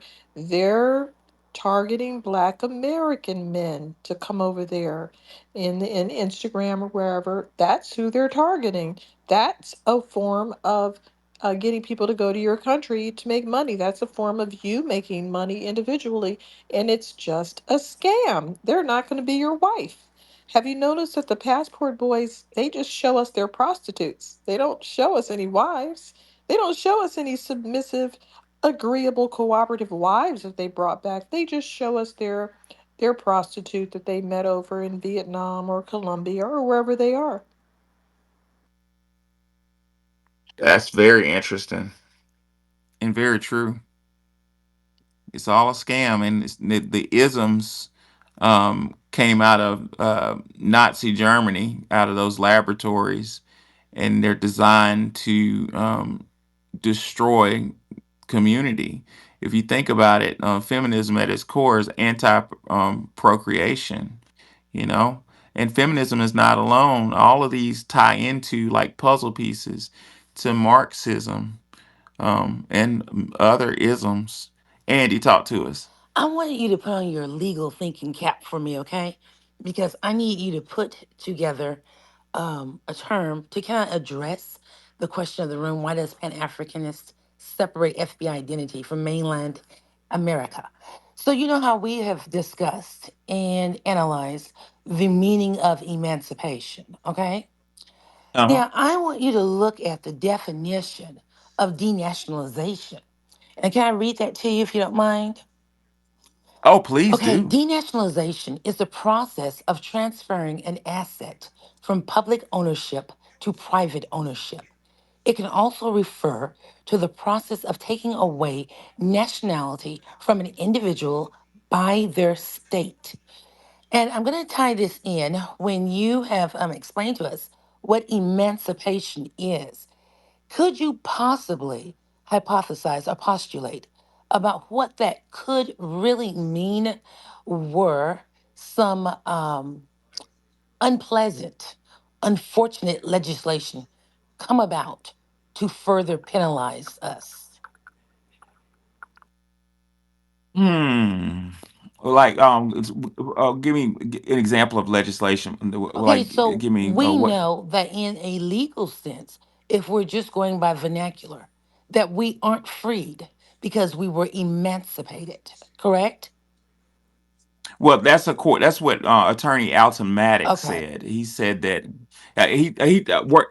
Attorney Alton Maddox's theory. Well, he's true that words are important.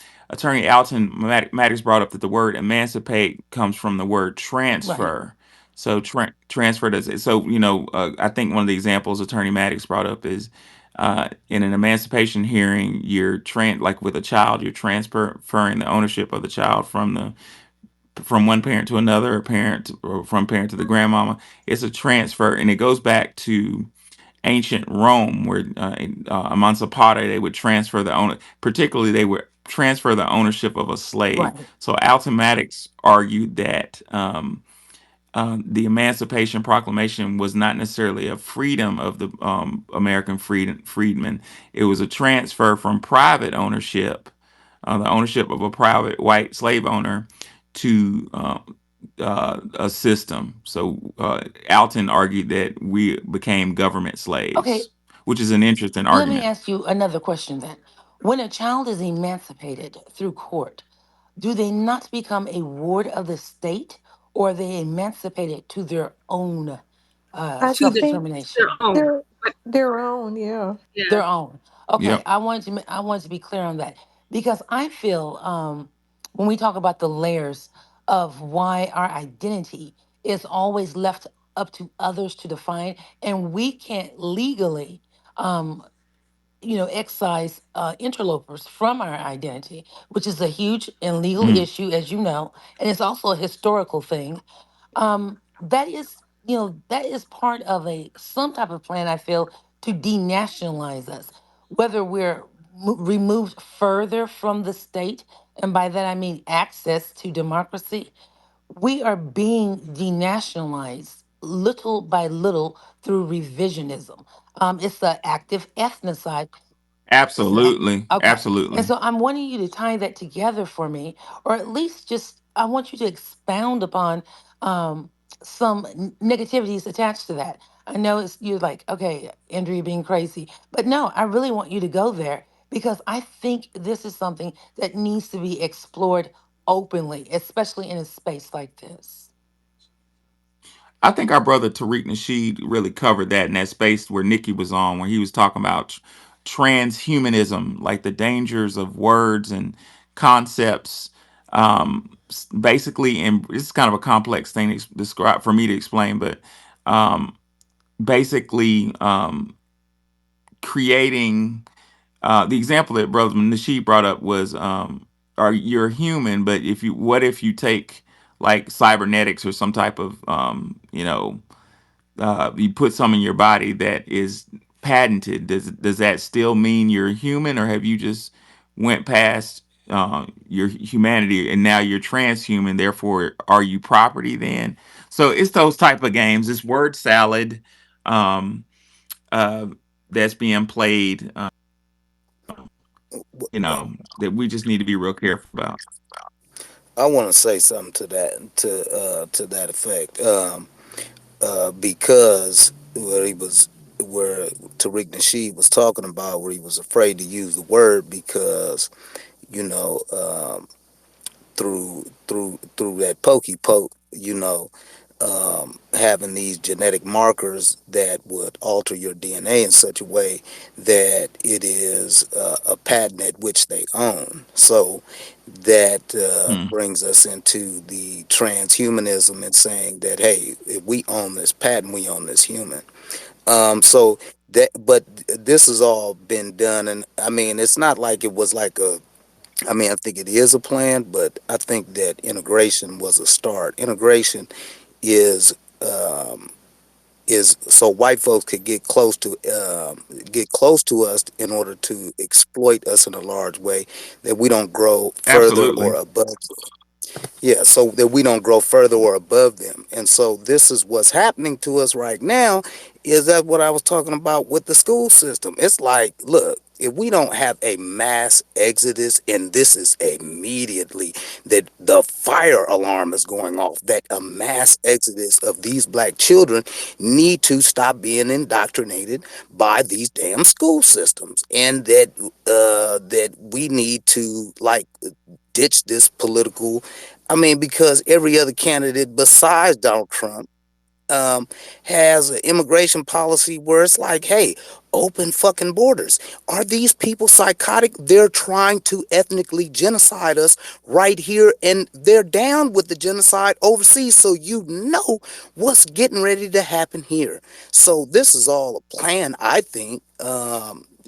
They're in everything because they have the wealth of our ancestors, and they're using it because they look, they're imperialists, they're colonizers. This is within the fabric of the society at which they built. They cannot deviate from that, and they're in a large part of denial. So this is scary. The fact that they're in denial, and then Donald Trump or whoever, let's say Donald Trump, is going to militarize these. Of course, we need to militarize them against the immigrants and get them the hell out of here. But we know that these goddamn wicked ass psychotic cockazoids that are on the police department are highly racist, and they are in racist gangs. So Their target is not their own people. These motherfuckers are already immigrants, second generation, third generation. So this is a problem with us that we need to militarize. We need to be in that military. We need to be on the police force. And the fact that we don't do that means that we're in trouble.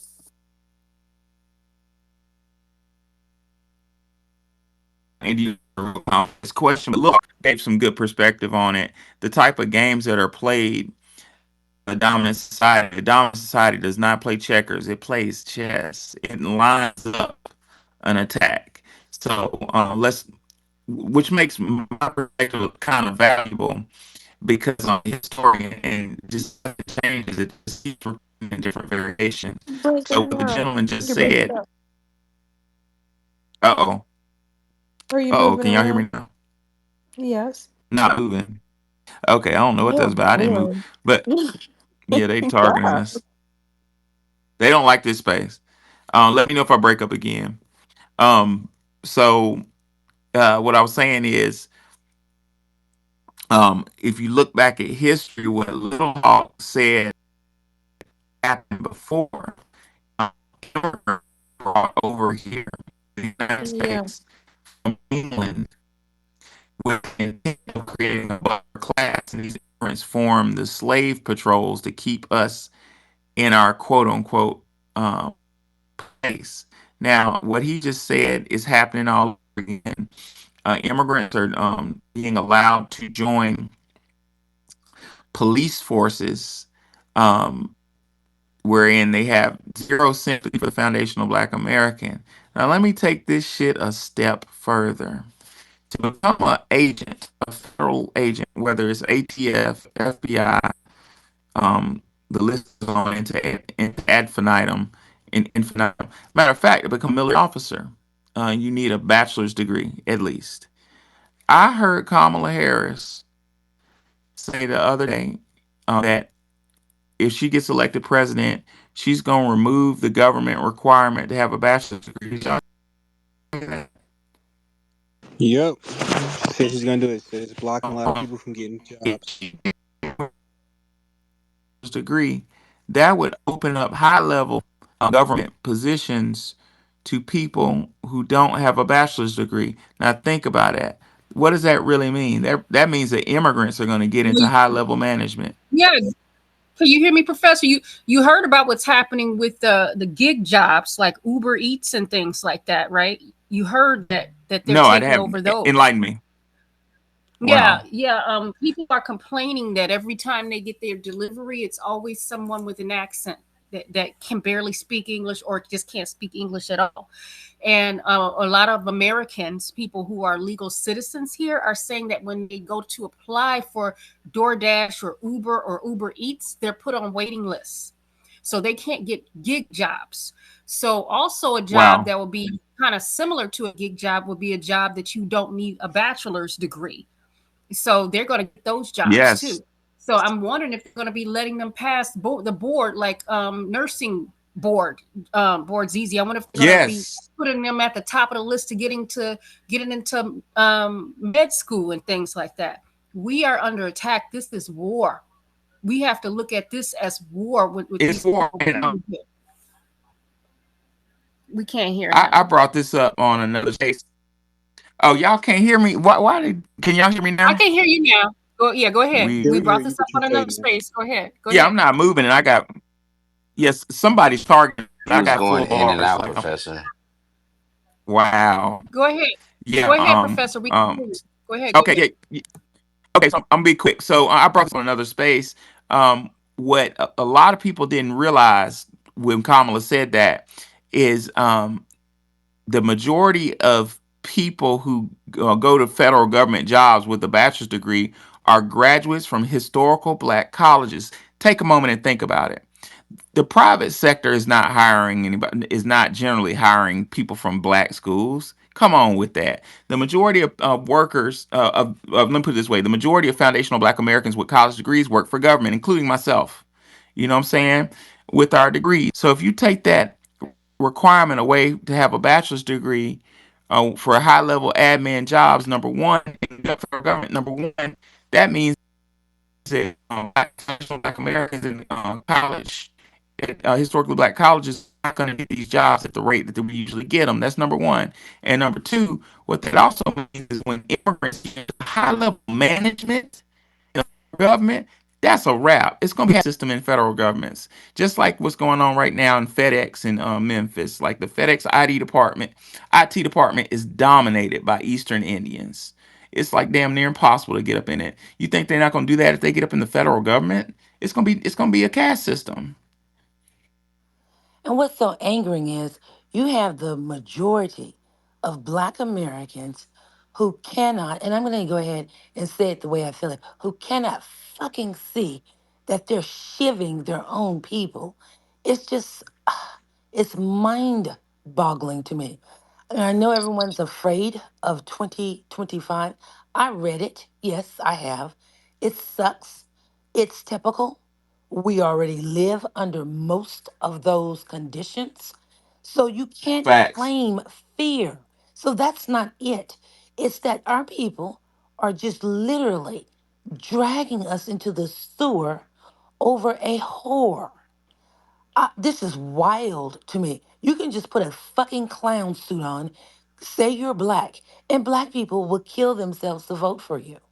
You know, our attitude with the people who refuse to grow politically is just amazing to me. How we can just kiki with these individuals, and it's like, well, are you all thinking the amount of people that are going to lose government jobs, the amount of people who are losing their housing, affordable apartments right now? I don't know how we're Right. not thinking past our nose on this. And just like Nikki said, we've already had issues with them crowding the nursing industry with those fake degrees. Do you remember that, Nikki? I Yes, don't want ma'am. Oh I yeah, don't and want yeah, these people here. I've caught them on this app. I've caught a Nigerian woman on this app talking a bunch of crap, accusing us of having a million baby daddies and no jobs. And the more I spoke to her, I kept talking to her. I realized that 9 times out of 10, her degree wasn't real. She got quiet when I realized that. Wow. Yeah. And that's serious. You're dealing with people's life. Oh my gosh, that shit really gets my attention. When I was in years ago, I went to get, and I'm afraid of the doctor. I don't like people that know more than I do. Like I don't know anything about medicine, so I get intimidated. But this dude, I had a white. He was a not a nurse, but like a, if I think phlebotom. How do you call them people Phlebotomist. that take blood? Phlebotomist. Phlebotomist. Yeah, and he kept stabbing me, and like he was taking blood out my hand. He kept sticking me hard with, I don't like needle. Ow, ow, ow. And I looked down at his hand, You a big and old he had baby. I'm sorry. I'm not scared of I'm not scared of shit, but spiders and needles. Like those things. Like I don't want a fucking needle and like a spider. Not every spider, but like a brown recluse or a black widow fucking freaks me out for some reason. But he kept sticking me, and I looked at his wrist, and he had a rebel flag bracelet on. Like we really need to vet people who go into medicine. You know what I'm saying? Like you don't want somebody with control over you. He could have been sticking me with some shit that was tainted. You know what I'm saying? Why not? You know, these people ain't right. Yeah, no, Brother that's Right. Luke, a Yeah. but talk to Right. that's us. that's actually a major issue, even right now. But I want to say this real fast. I'm gonna let him Uh go oh. ahead. Hopefully y'all can hear me. Brother Muko, can you hear me? Yeah, Can we you can hear hear me? you. Yeah, I can hear you. I can Yeah, hear you. let's make sure we're doing this order because and everybody got their hand raised. But go ahead, brother Moo, and then after that, I think it's Kanye. After that, Oh, if I Well, skipped over Kanye, my bad. I heard No, you Lil. I good. You know. good. I heard Lil Hawk talking, and yeah, Kanye. I didn't see anybody hands but Kanye and Miss Wells and me. But I will say real quick. Um, this is a serious issue because they're a heavy influx into our nursing homes, not taking care of our elderly. And we, just like Nikki said, it's been proved that these immigrants and migrants, or however you want to label them, they don't have real medical degrees. A lot of them are thrown into this our medical field. You see these African doctors, you see African nurses, and you see these Africa high influx of these African COs, okay, correctional officers, and I mean, even when we go into the nursing homes here in Baltimore, they're really poorly ran, piss filled, and the elders are just wandering around. You know what I'm saying? Some getting bust in the head. I mean, we have to really, like almost every other day around the clock, check one out on my wife father. You know what I'm saying? Because he has dementia, so we can't keep him at the house.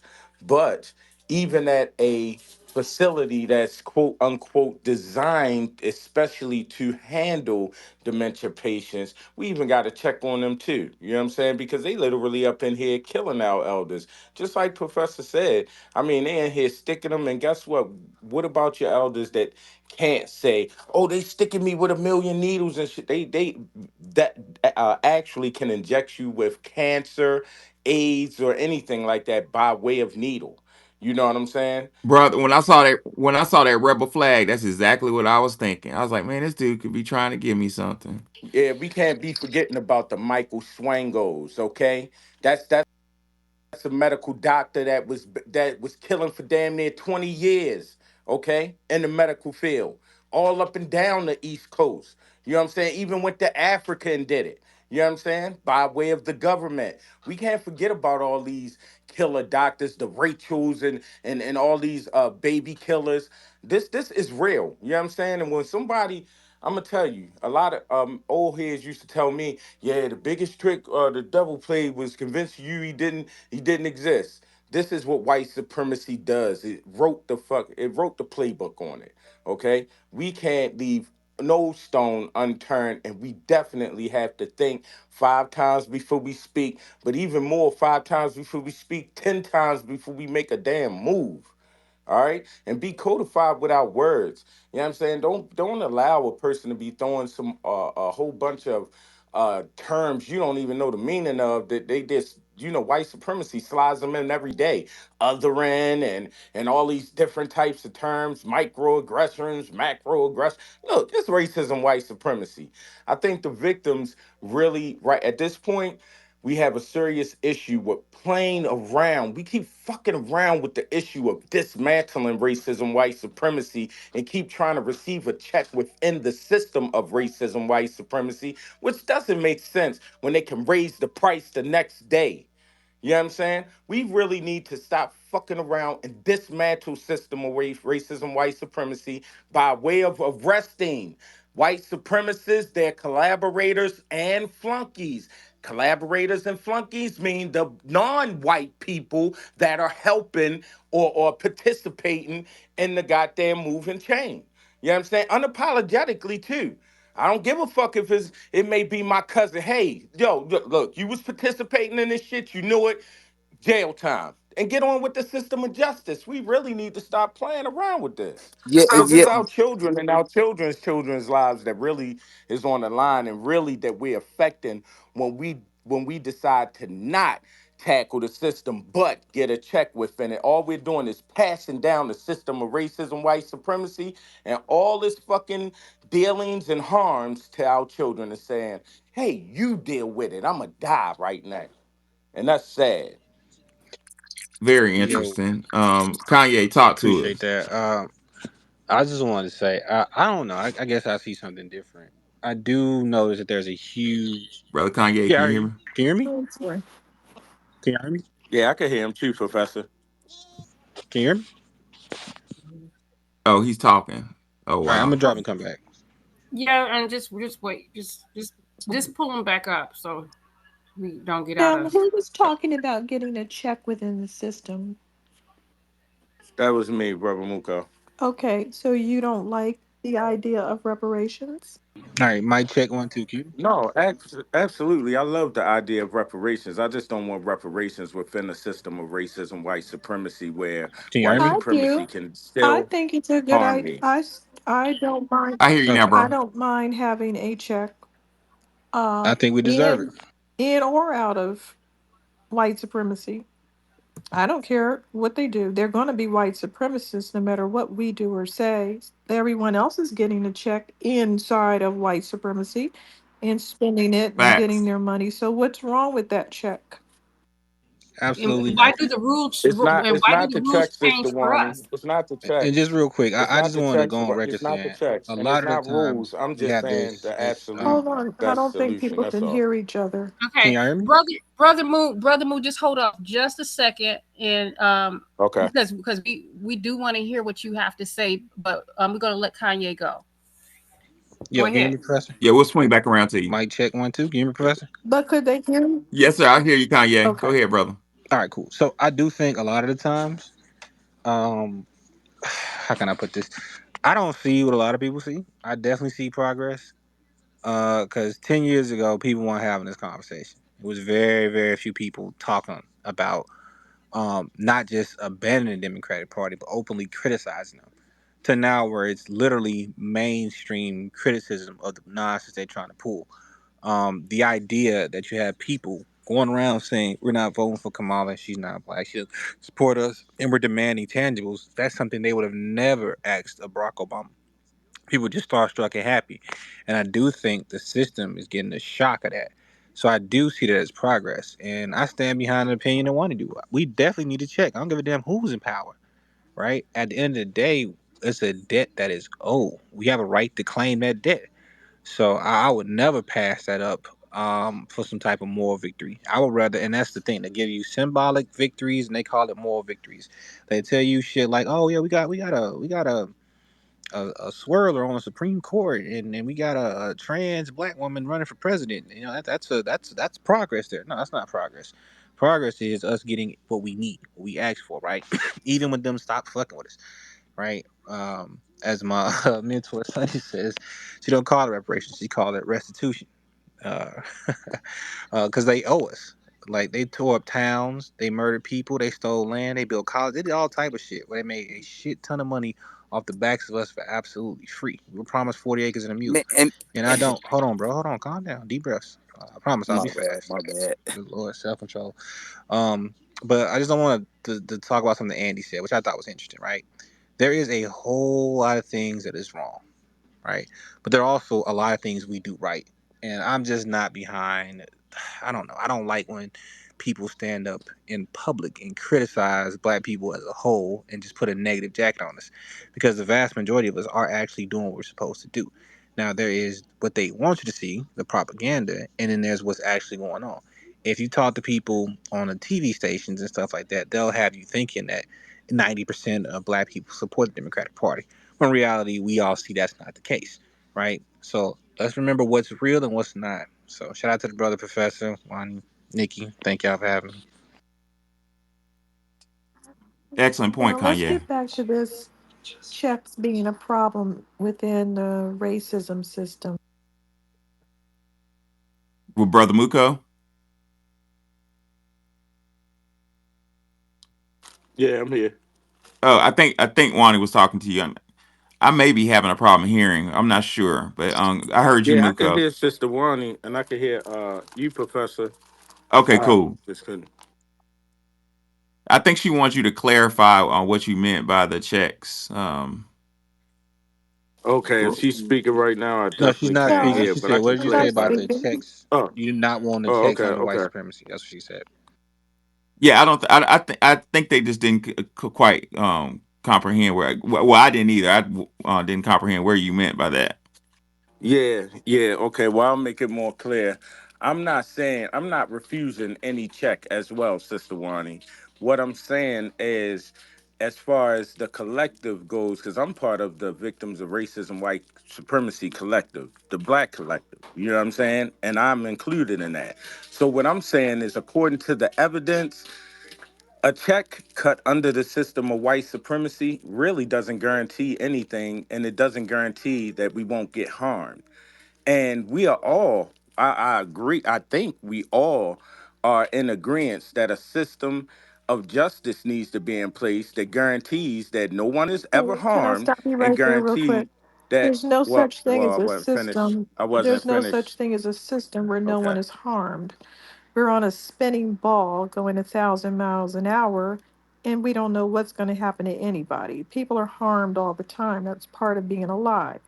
We can be harmed. It doesn't matter whether I'm black or if I'm a Chinese woman stomping on a rice paddy, I can be harmed. So there's no system that's going to be set up where people are all going to agree not to harm one another. There's never been anything like that on earth. I want my check. Yeah, and I if I and I'm gonna let you land your plane, Muko. But I see where both y'all are coming from. What Wani's saying basically is when we get our fucking check, then we could build we could build a system to achieve to lessen the probability of being harmed. What I mean by that, if we got our checks, we could possibly get like the Indian reservation situation and create our own police department, which wouldn't completely eliminate the threat of being harmed, but it would heavily minimize it. Is that what you're kind of going with, Muko? You're saying we need like a reservation or something? No, no, I was completely And I saying. did a big no by putting some in your mouth. Forgive me, I shouldn't have did that. You tell us what you mean. No, what I was just simply expounding on was us really just getting rid of the system of racism, white supremacy, instead of trying to acquiesce within it. You know what I'm saying? Just operate while it's still in existence, and thinking that check. What Hello, was that? hello. How can we do that? Okay. It's all over the God. place. Is everybody okay? I Yes. thought I heard somebody scream. Well, Oh, okay. that was Never me. mind. I I was land my being plane. attacked in my home. Oh, that's funny as Don't play hell. like that. It's over Why are you now. silly? Okay. Yeah, I was going. I just really, brother Muko, you're more than welcome to come back. I just don't think it was. I just want to understand. We got lost in I translation. just, I don't understand. We can't have any money until white people are being good, and we shouldn't take money within the system because the white people are bad. Oh, like, just, I don't understand it. It's an attitude of wanting something that's never going to exist. And no one is ever going to live in a system where everything is perfect. It doesn't, there's no such thing. Where is this place? When we're dead? Yeah, yeah. I think, and this is a no. You're not supposed to say what you think people meant to say. But I kind of see where you're number one. You're right, Wani. We need our goddamn excuse my language. We need our damn money first. But Neely Fuller has kind of given an ideology that we need to eliminate the system of white supremacy before we get anything. But that's not necessarily. I don't know. I'm not. I don't have a crystal ball. But I kind of lean towards what Wani's saying. Like, let's get our money and we'll figure that out. As opposed to, I guess I don't see a way to like how you going to eliminate it. I think we need our money so we can have more of a Like, platform and to it sounds like we're trying to get money from the United States government. So if we right. tear the government down, where are we going to get the money from? Pull it out of our butts? E- exactly, So, I mean, I exactly. just explain it so that we can understand how that goes. Right, right. So, That's brother Muko, if you can hear me, feel free to come back up and explain it. Because I'm sure you're really brilliant. I'm sure you have a good tactic, but it wasn't very clear. So feel free to come up whenever you feel like it to explain it. What I heard was a Neely Fuller, and I like Neely, but Neely, he kind of does that. He doesn't. He's like, we need to eliminate and join together to eliminate. Okay, cool. Is that reality? Has that happened? And we're kind of proving in this space that joining together is, under Pan Africanism. Is that going to happen? Well, no, not up under Pan Africanism. So I don't know. Um, Ralphie, what's your thoughts? Hold on one second. I skipped Welsing. Welsing, what's your thoughts on the issue? Thank you for No. waiting, Wilson. Oh yeah, that's not a problem. Hi everybody. I hope everyone can hear me. Oh, I okay. can. Hi everybody. Good evening. I wanted to talk to you about when Wani actually was talking about the feminism and it's just, I hope you don't mind me talking about that because I heard I was listening to it, just I don't want to derail the room, but want to give you my thoughts on that. It's become a weapon, I believe, in the Black community, particularly as you have over the last, I would say, probably 10 years, you've been hearing about, white foundations that have been donating millions towards women's studies at HBCUs, for example, and the underlying messages about lesbianism and feminism, and it's, excuse me, going along that way. I do believe that, and to Wani's point, there seems to be a discord between the ideology of feminism and what it means to be a woman as opposed to what it really is. And I believe this ideology is paving the way for trans women to basically, for lack of a better term, kidnap women's rights, which will derail it actually.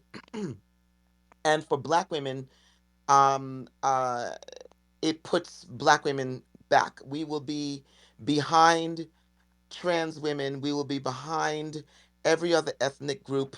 But particularly this trans is very dangerous to me, in my opinion.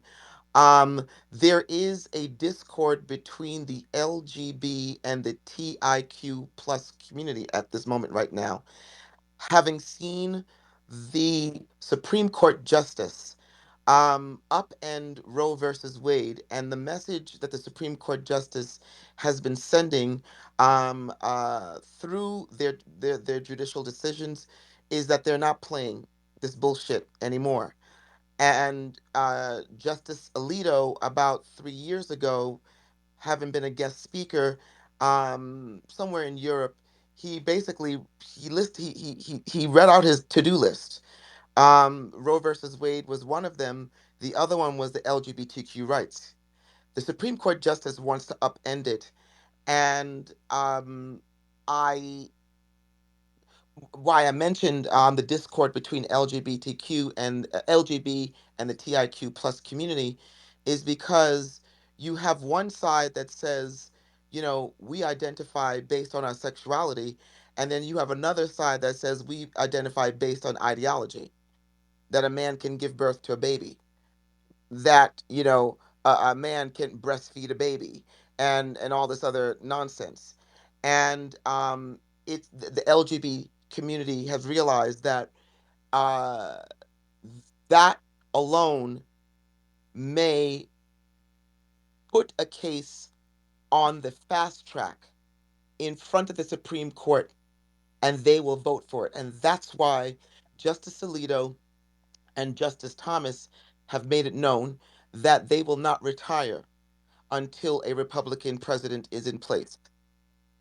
And I, I, I just, for me, uh, I think it's probably it would be a good thing, for that to happen because I do believe that, and this is just my own personal opinion, that once Obama gave them their rights, it was almost like overnight. It was like the zombies woke up, and it's just it's it's crazy. I just it's uncomfortable for a lot of people.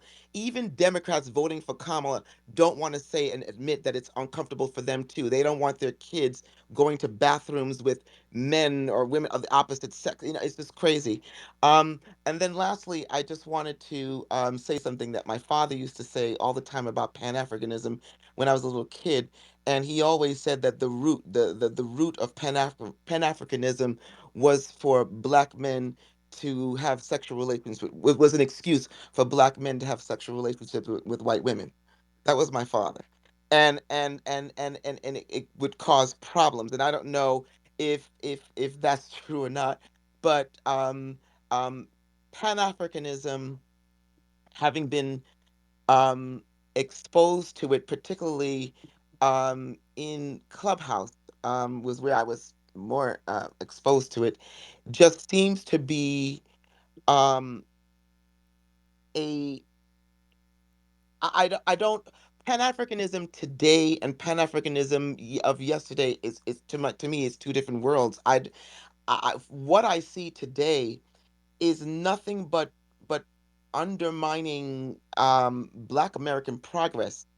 I witnessed, you know, it would be classic. Wani, it was always classic when you were on stage, and then what was the name? Dr. Goddess would say something because it became like it was like Godzilla and King Kong. You know what I mean? And it was like uh it was something to hear. And I learned so much, but I'm going to tell you something. When I think about Pan-Africanism today, and I'm being very serious, go back to 2021, towards the end of 2021, during that California Reparations Task Force, that day, when the decision had to be made whether this was going to be race based or lineage based. And I tell you, I was on that call listening. And let me tell you something. You want to talk about Pan Africanism and unification? That was a day, because those very people who for months were quiet, listening in on every call, listening in on all the presentations under different genres of housing, medicine, education, and so forth. Everything that was just brilliant.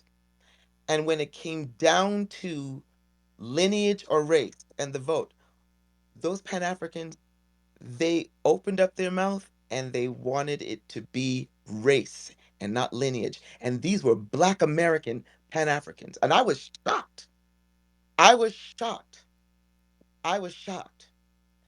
And that's when I think about Pan Africanism today, that's what I think about that moment, because it was like it was flooring to me.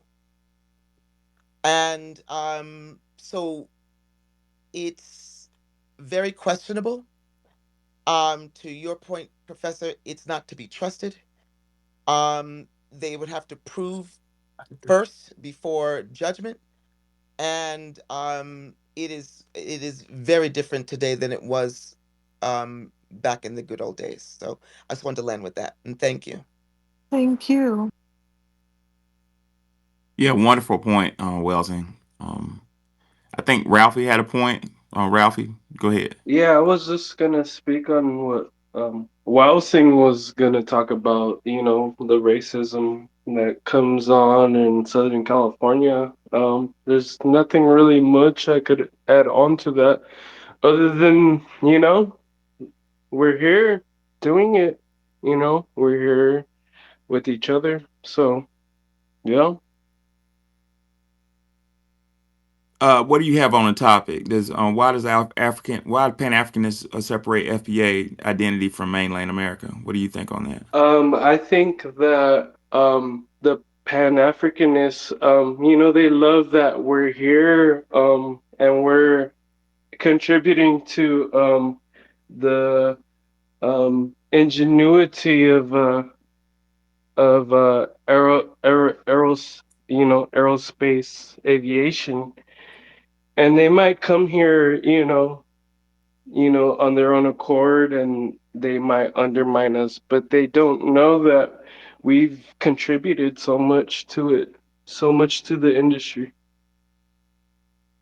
Yeah, give me I'm aware of aerospace engineering, but give me an example. What specific example of aerospace engineering did foundational Black Americans create?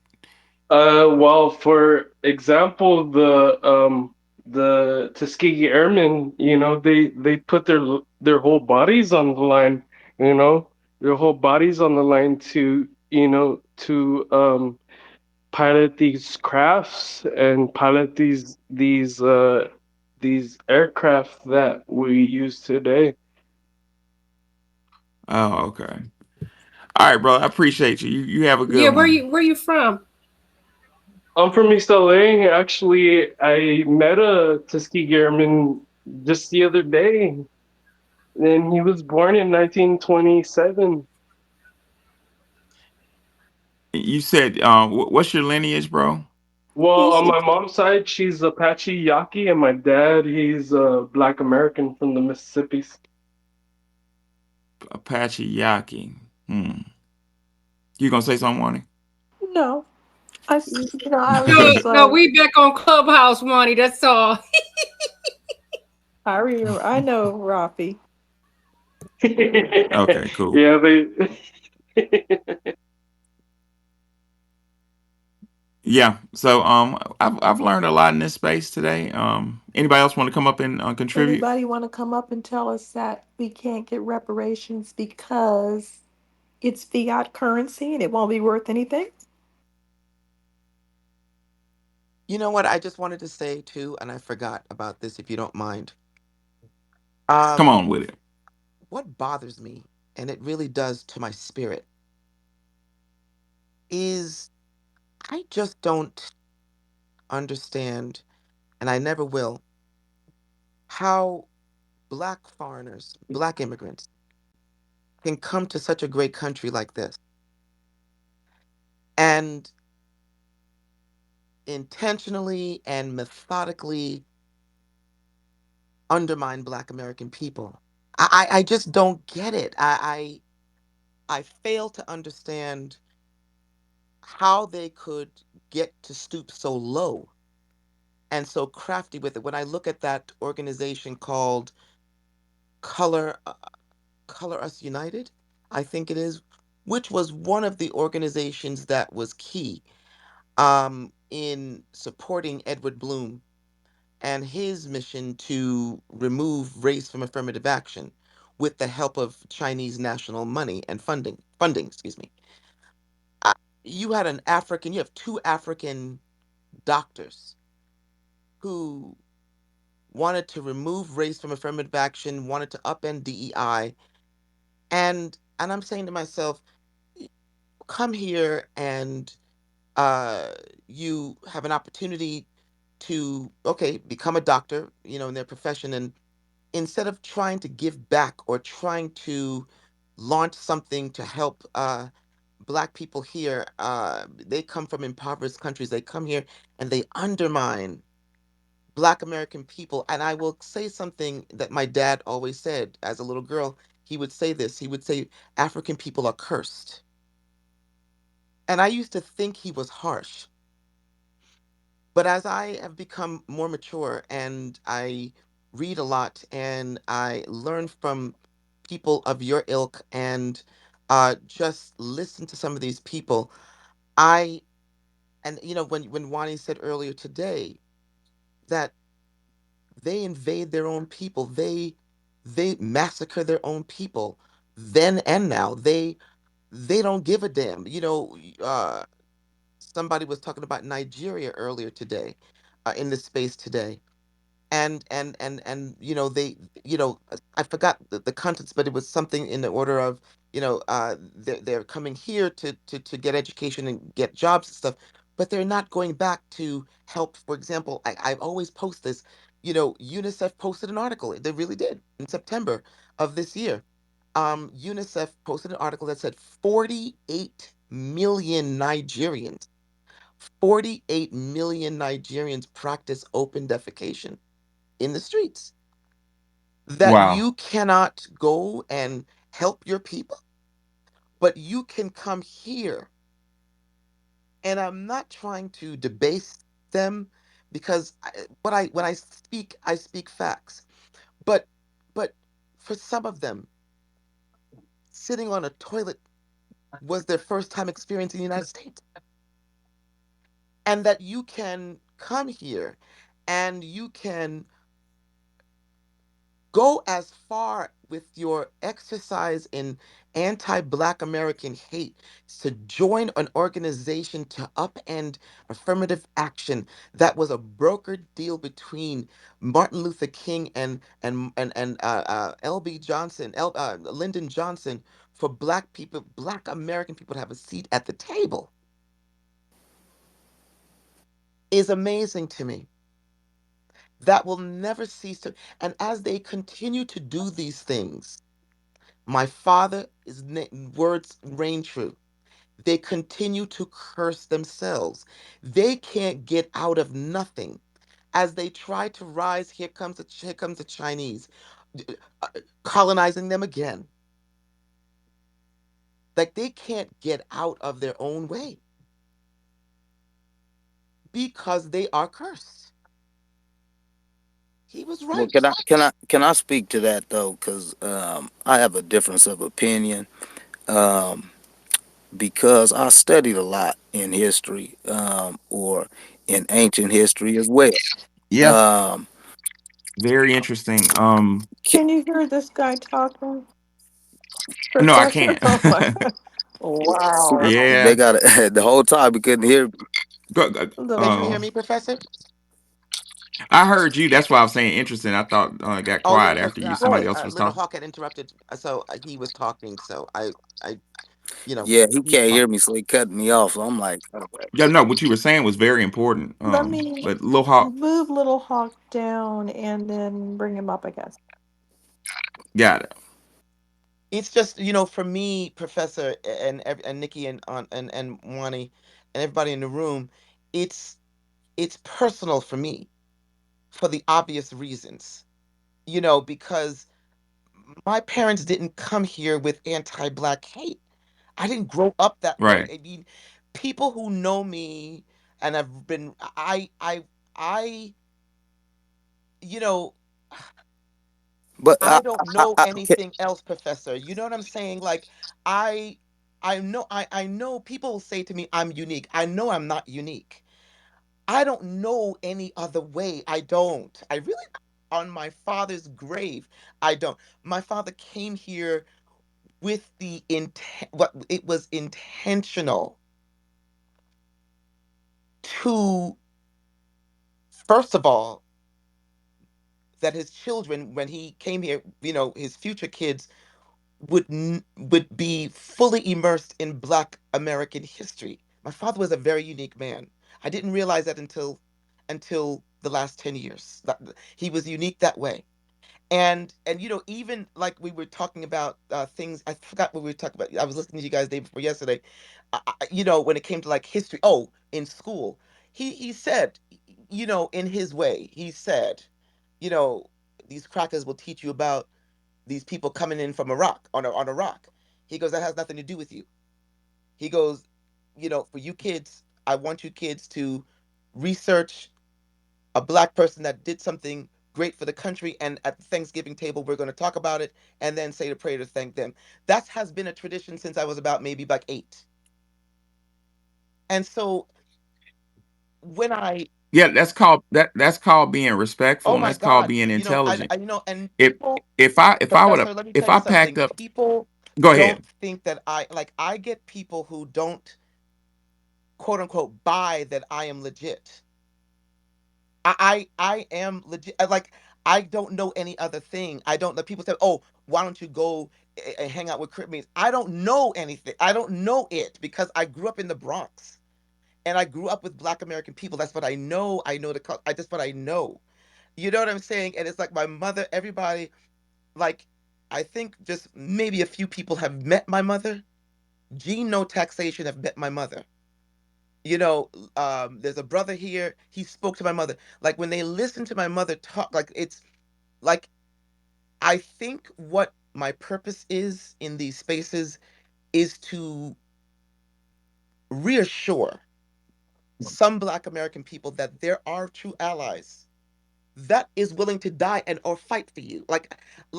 And so when I see these people come into these spaces and they are undermining Black people and joining organizations to undermine laws and that Black American people died for, it bothers my spirit. Sometimes I wake up in the morning, like it bothers me, man, and I get so angry, and so it just fucks me up to see this because and to live it because it's not going to work. You see, Coach oftentimes have said that this is a spiritual war, and it really is. And it's all that undermining. It's not going to work. So I land with that.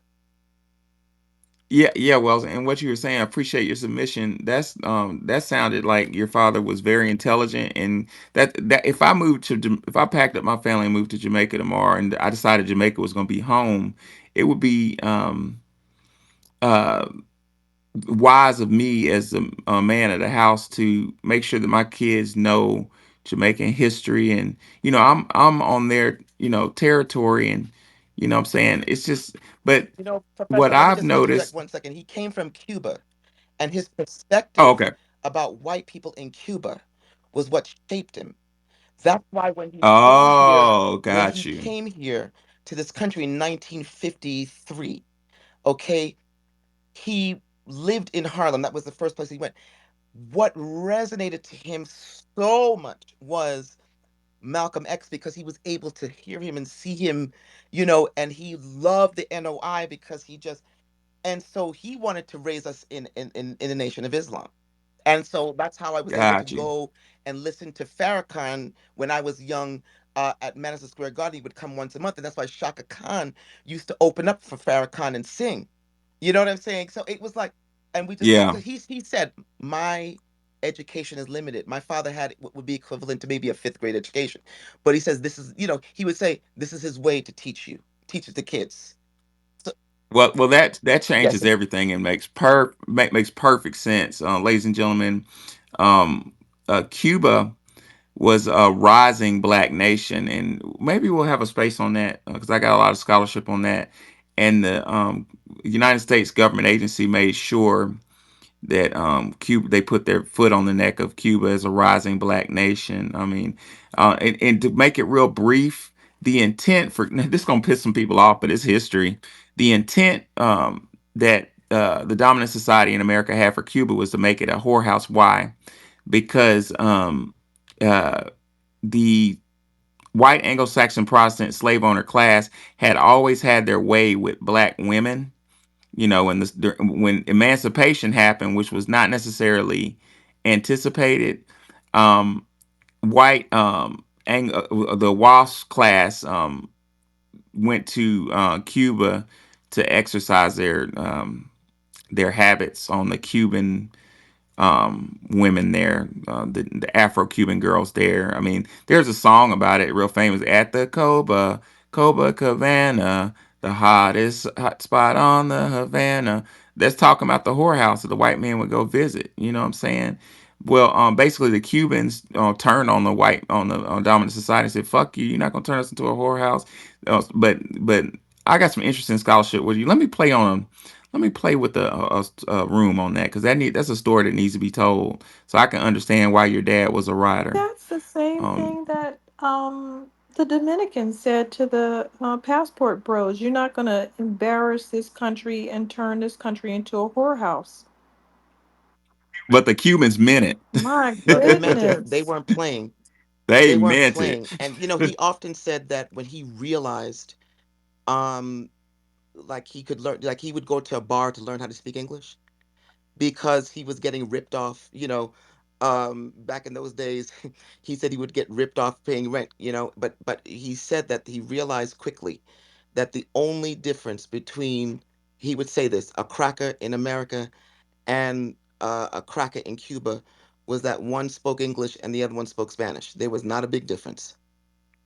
and that's he was deep about that, and he was resolute on that. So he was, you know my father was anti-white, and he raised us that way. It would have been more militant, but my mother had to soften it because she's like, look, these kids got to go to school and they've got to know how to deal with people, and not, my father was a little different. And so he was very pro-black, and that's why this bothers me to see and hear these black immigrants when they come here, like that damn Winsome Sears. Like that to me, um I just, like, he would love Wani, he would love Andy, like he would love, because, and Nikki, because he would say these women are bad, you know what I mean? Like, I always admired education and women, he just did. And just, it's a sad thing to know that it feels like that generation of black immigrants have died, like my father is dying, because what's coming Yeah. in this country are the classless bottom feeders, you know what I mean? And they just don't feel that they need to know, or let alone understand, or respect, um, why they're here in this country, how they're able to be here. Right. It's bothersome to Yeah. me. So I land. I don't want to hog up the thing. It just bothers me. No, it's a really important point you brought. I appreciate it. So, Boss Lady, is that Boss Lady 901 or 91? No, it's Boss Lady 9.1. 9.1. 9.1. Is that Memphis or is No, that's something the else? birth year of me. Oh, okay. Come on, holler at me. I thought I had somebody from Memphis. You had a blue shirt on Oh, too. Um, oh, and I the got excited for a filter minute. on my picture because people think that's how I really look. I would be arguing with people on here. It's just a filter. But I want to say, Welsing, is that how you pronounce your name? Fan club. I don't want to mispronounce it. You had some good talking points.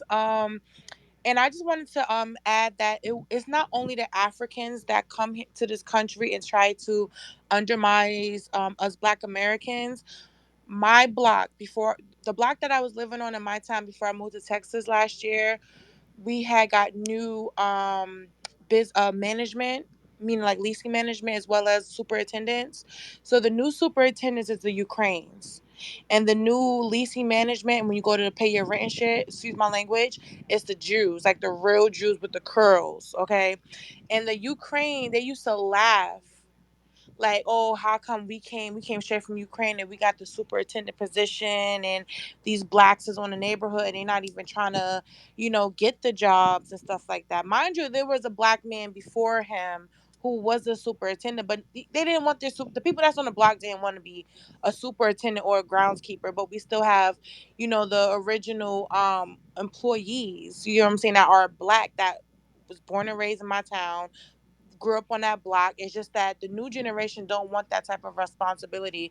But more to say is, the audacity of people who's coming from like these countries or war torn countries, and then come to America and then try to like come at us. Like, one, they were taught, you know, not to work with us, Black Americans are bad, this, that, and the third. But yet they open up shop in our neighborhoods. They take our monies to support their families and put their kids through schools, and it's so crazy. I was in another space and I was telling them that in my town, we had a grant program to open up a storefront because there's like probably like 30 storefronts that's not occupied and want them to be occupied. So I applied. I have a business, I have an LLC, this, that, and the third, or whatever. They denied my application, saying that there's already a hair store in my town, and that it wouldn't be a new type of idea. But yet there's like 10 Jamaican restaurants on the same block, just right across from the street from each other. You either could go to Golden Crust, you could either go to the new one that just opened up, or the new one. And it's so crazy that these Jamaican restaurants, they pander to us because they play our music. They play our R&B 90s music to get us to come into their store to buy their food. You have five different Chinese restaurants on the same block. All the 99-cent stores is either India or Bangladesh. You get what I'm saying? But yet I can't open up a hair supply store because there's already one that doesn't even give back to the community or even help the community or even hire black workers. And that was my plan. Give back to my town, hire people that I know that's in the hair industry, work with people that's in the hair industry. These Koreans and Indians don't do stuff like that. Everything that they do panders to us, but yet they keep trying to push us to the back as if we're nothing. There's a new video where there's like a Korean gospel choir that sound just like they come from a black choir. Like it's just mind boggling. And that's exactly why I left New York last year and went down south to get rerouted, because being in New York and hearing all these immigrants sound like me and look like me and try to move like me, that really gave me like a identity crisis, because it's like, why is this Puerto Rican woman sounding like me? Why is this Dominican man sounding like me? But then when things get hard, they go back to being Hispanic or Latino or white. So it's just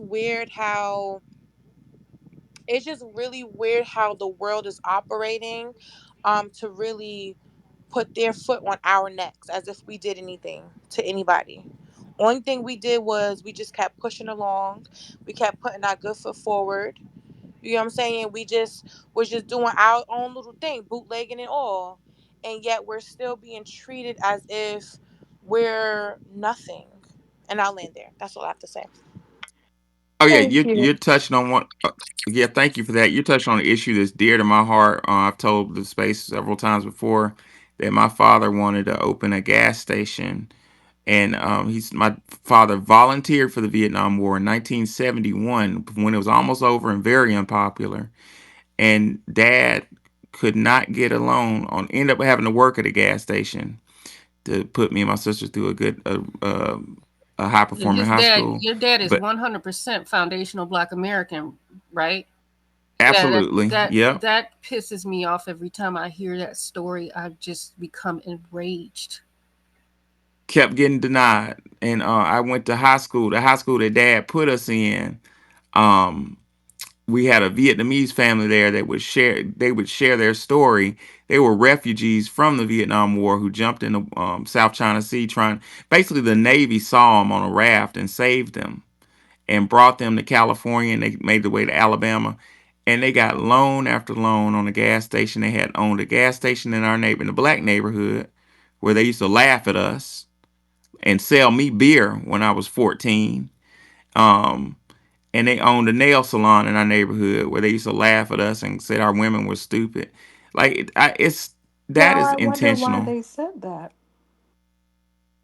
Mm, Maybe they were you know. right, since they were getting their nails done and getting laughed at in their face.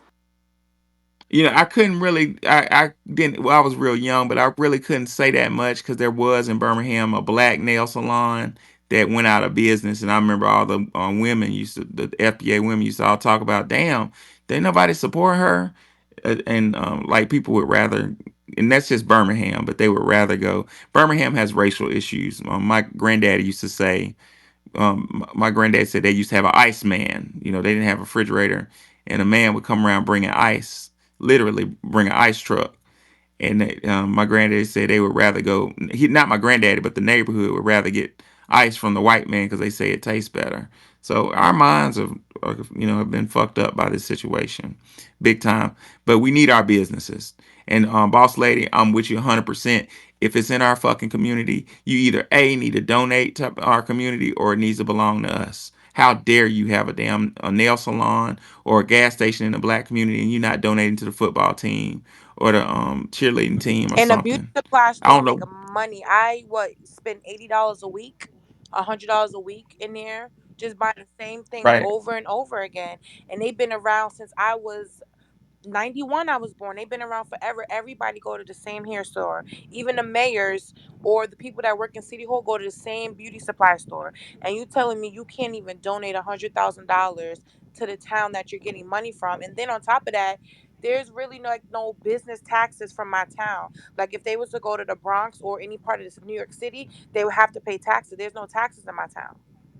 That's what one of the corner store, Wow. one of the, where is he from? Yemen. He told me that my town they don't do business taxes. So they don't pay business taxes here in my town.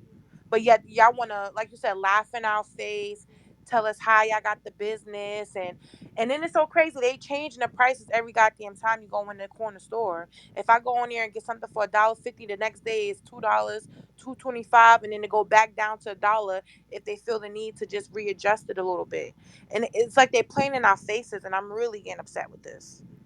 Why are you going there Yeah. though? It's a convenient corner store. You know what I'm saying? It's right, literally go out my building is right there. There's no black stores. It's everybody is foreign. If I do go to a different store, it's the same person, not the same person, but the same culture, but just a different store.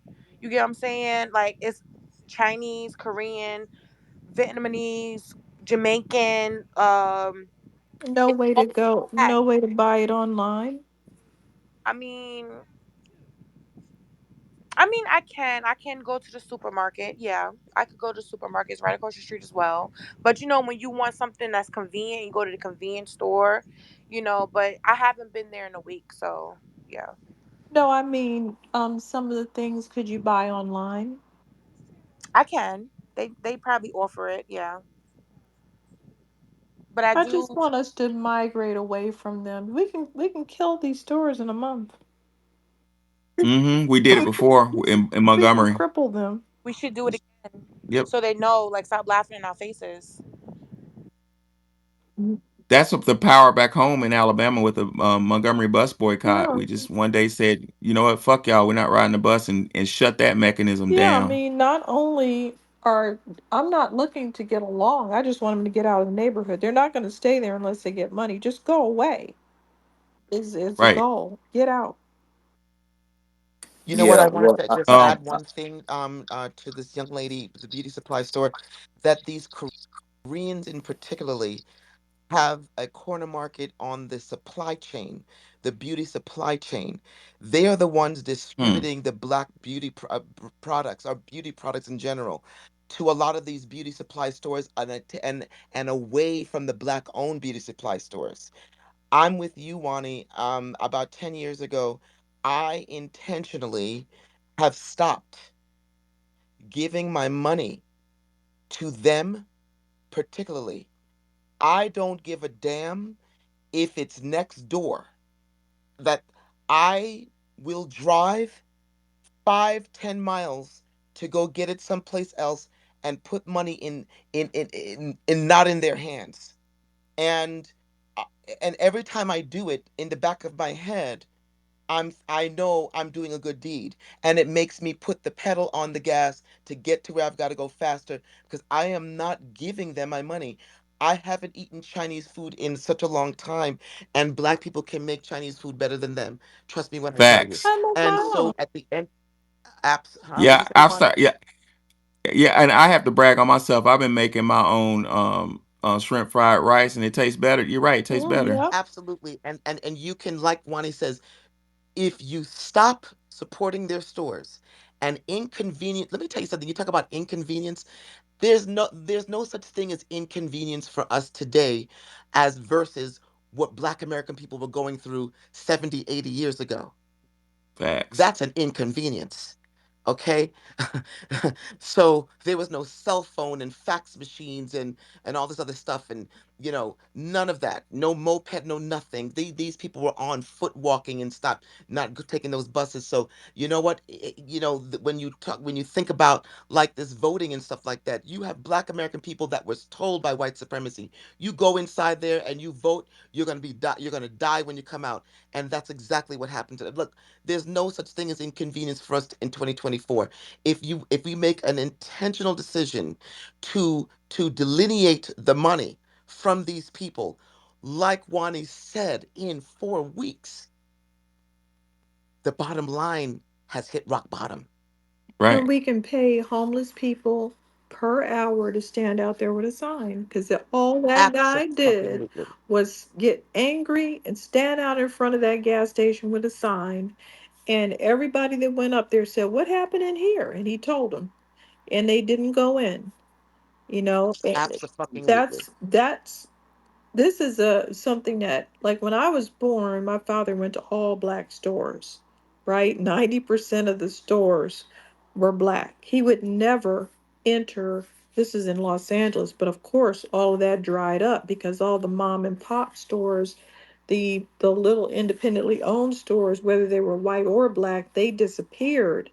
And then we got a wave of the little tacky foreign stores.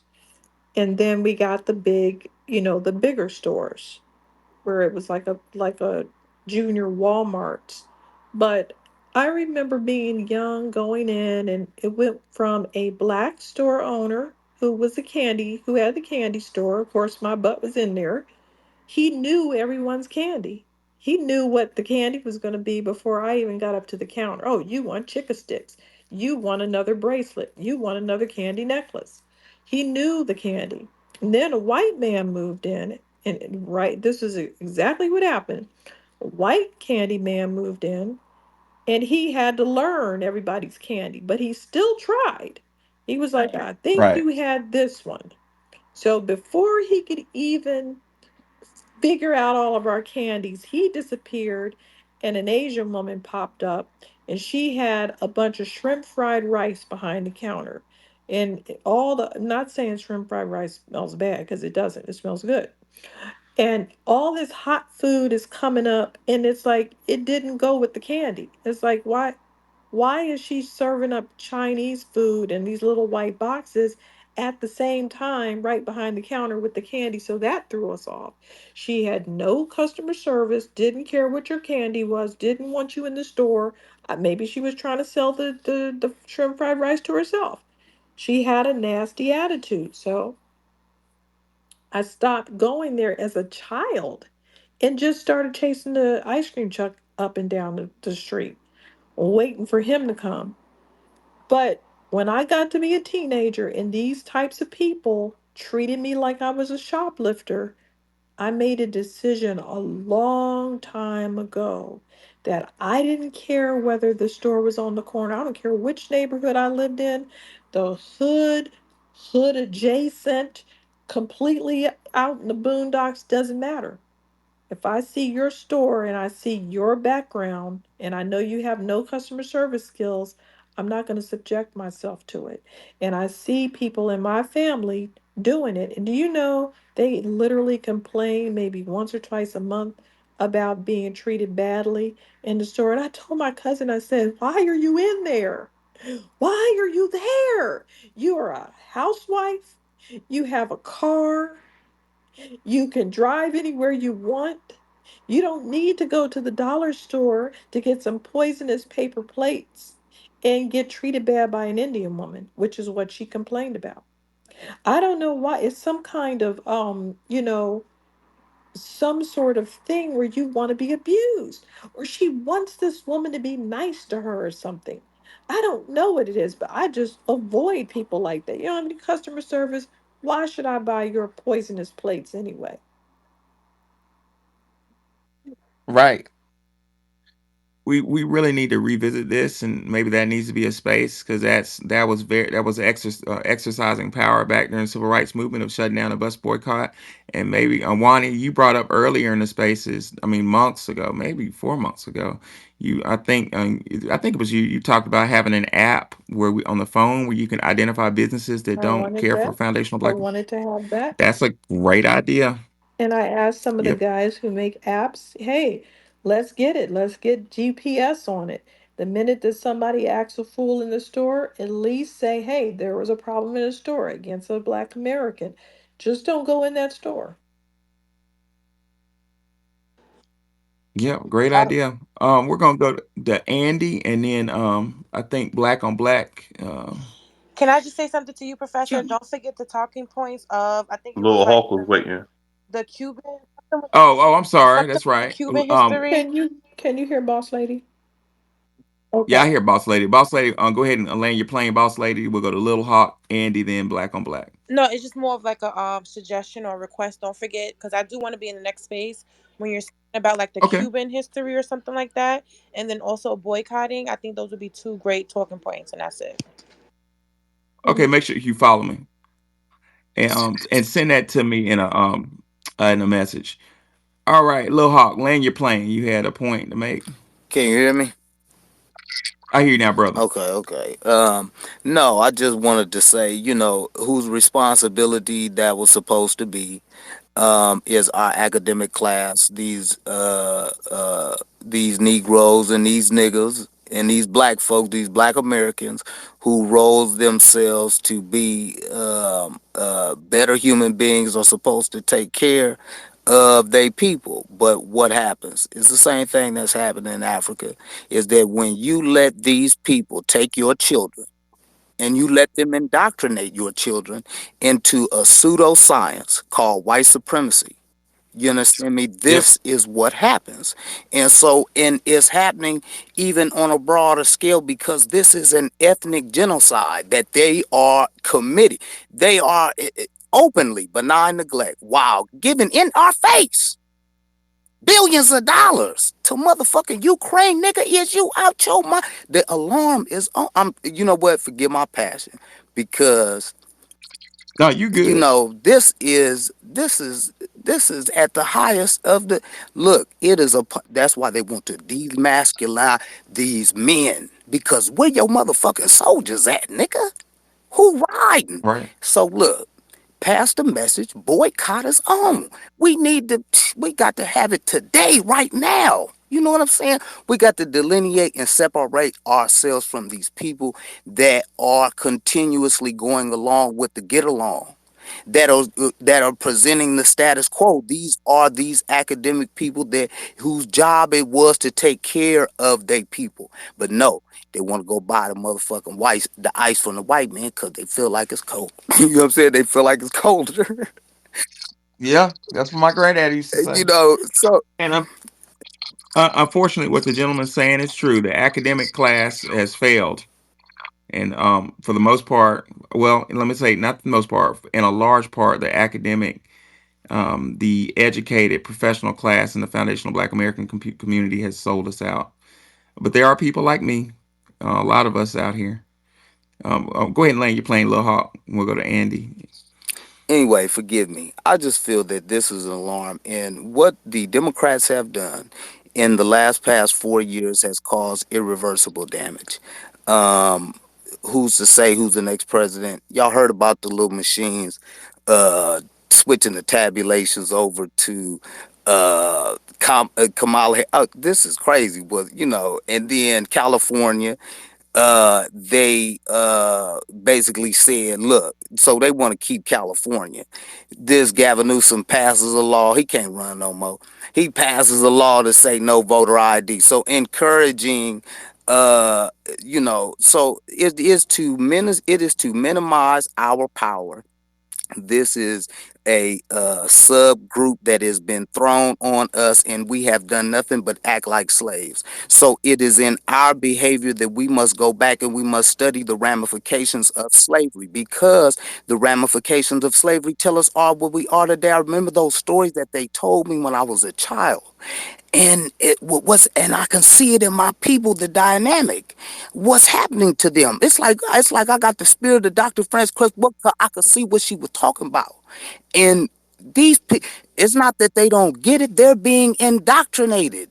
You are not with your people. You ain't around no real niggas. Get up out of there. You in the matrix.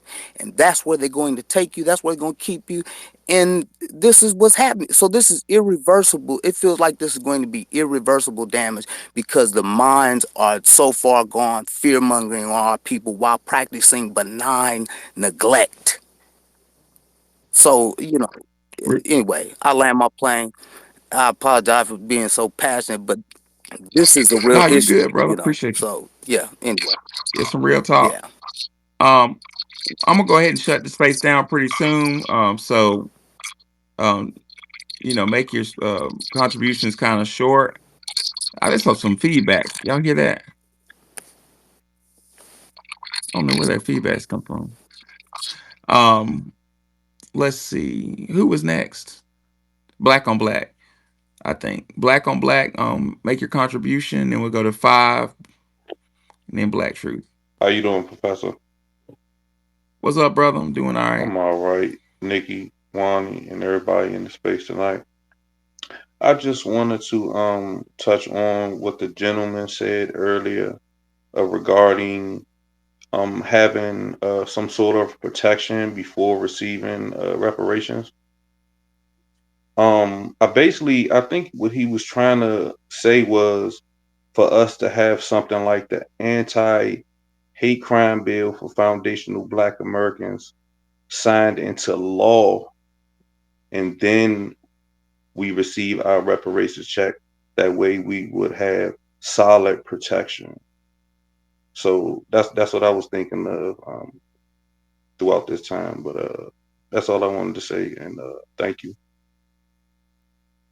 Yeah, I could see that. And brother Muko, I think it may have been a he had some here to deal with, but he's more than welcome to come back up and elaborate because I wasn't really clear on it either.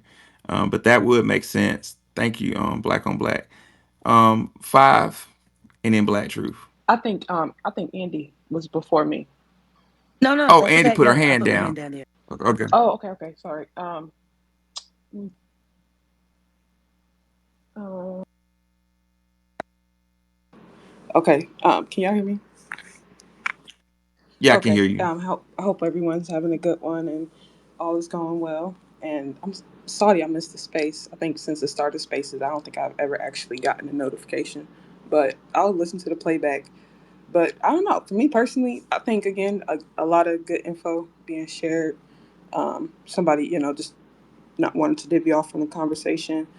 I think about my goddad and how it was kind of interesting growing up. How I was always told about how I was so smart and so like intelligent, and once I started to then branch out and think about things on my own, politically wise, like he hated that, right? And he's a Kappa, and he's like 85, and so like he went to Central State and married a white woman, and like he's like, oh, Trump's gonna take our freedom. Trump's gonna take our freedom, and it's like it's crazy because he grew up in Ohio, right? And so he knows, and like he's like had conversations. He lived in Gary, Indiana, and he shared conversations about a corrupt mayor out there. And he showed me newspaper articles that he would write up and how he would say how the times compared back then are similar to now. And like I just now I don't know anything. Now I'm brainwashed. Um, Now I'm not so intelligent because I fight back on him when it comes to like the democratic policies. But like now seeing how the D9 is literally paying money in ads for like the Democratic Party, it's like, oh, he's indoctrinated. He's far gone. He like he like, and then you hear about stories about how people say like D9 people can't be quote unquote D9 and Christian. I don't know. I find it really interesting. And he makes it a point to like do a lot of like quote unquote missionary work with people in like Sierra Leone. And like he does some things with like within schools, but I noticed that they do a lot more missionary work over in Africa than they do over here. Like the most I've seen them do is like go and read books, and they brought like students to like OSU games. But other than that, they do like a lot of like the real work over in Africa. Um, Wow. so just one of the biggest things that I noticed about that, and he's done his genealogy and he can't point to one African in his genealogy, and but he can point to a bunch of American Indians. But I think that's just really interesting, though, how a lot of our older folk are just still caught up, especially the ones that went to college and got away from their family and became the uppity up niggas. I mean, and that's just what he is. I love him to death, but that is what he is. He told me that you can't think about the past; you got to let the past go. Um, and that was something that I noticed is that he just was like, "You got to let the past go. You got to let the past go." Um, I don't know. So that was that. So I just thought it was interesting. I could add that to the conversation. Um, but yeah, thank you, everyone. Yeah, thank you for your contribution. We're gonna go to I think Black Truth had a contribution. Hey everyone, peace to the room. Salute, brother, professor. Looks like Sister Nikki, Sister Wani. Just wanted to add something. I'm having trouble hearing myself. Can everyone hear me? I hear you Yes. loud and Got clear, it. bro. Okay. Just wanted to add something. I know that you all were talking about businesses and making sure that we're supporting FBA businesses. I know Brother Vader Spec is currently working on an app for FBA specifically. In the meantime, I'm currently working on something that's called the B1 Rolodex. So this is a document that's going to have an entire list of all the FBA businesses, all the B1 businesses that we're aware of, and it's something where we can access it. I It's love it. very easy to add people to contribute to it, and all of the businesses are listed in one place. So that's what I'm currently working on. Right now, I only have about 300. I'm trying to get the FBA farmers, but it's it takes a long time to add, FBA to manually go through and verify that people are FBA. So that's something that I'm working on right now.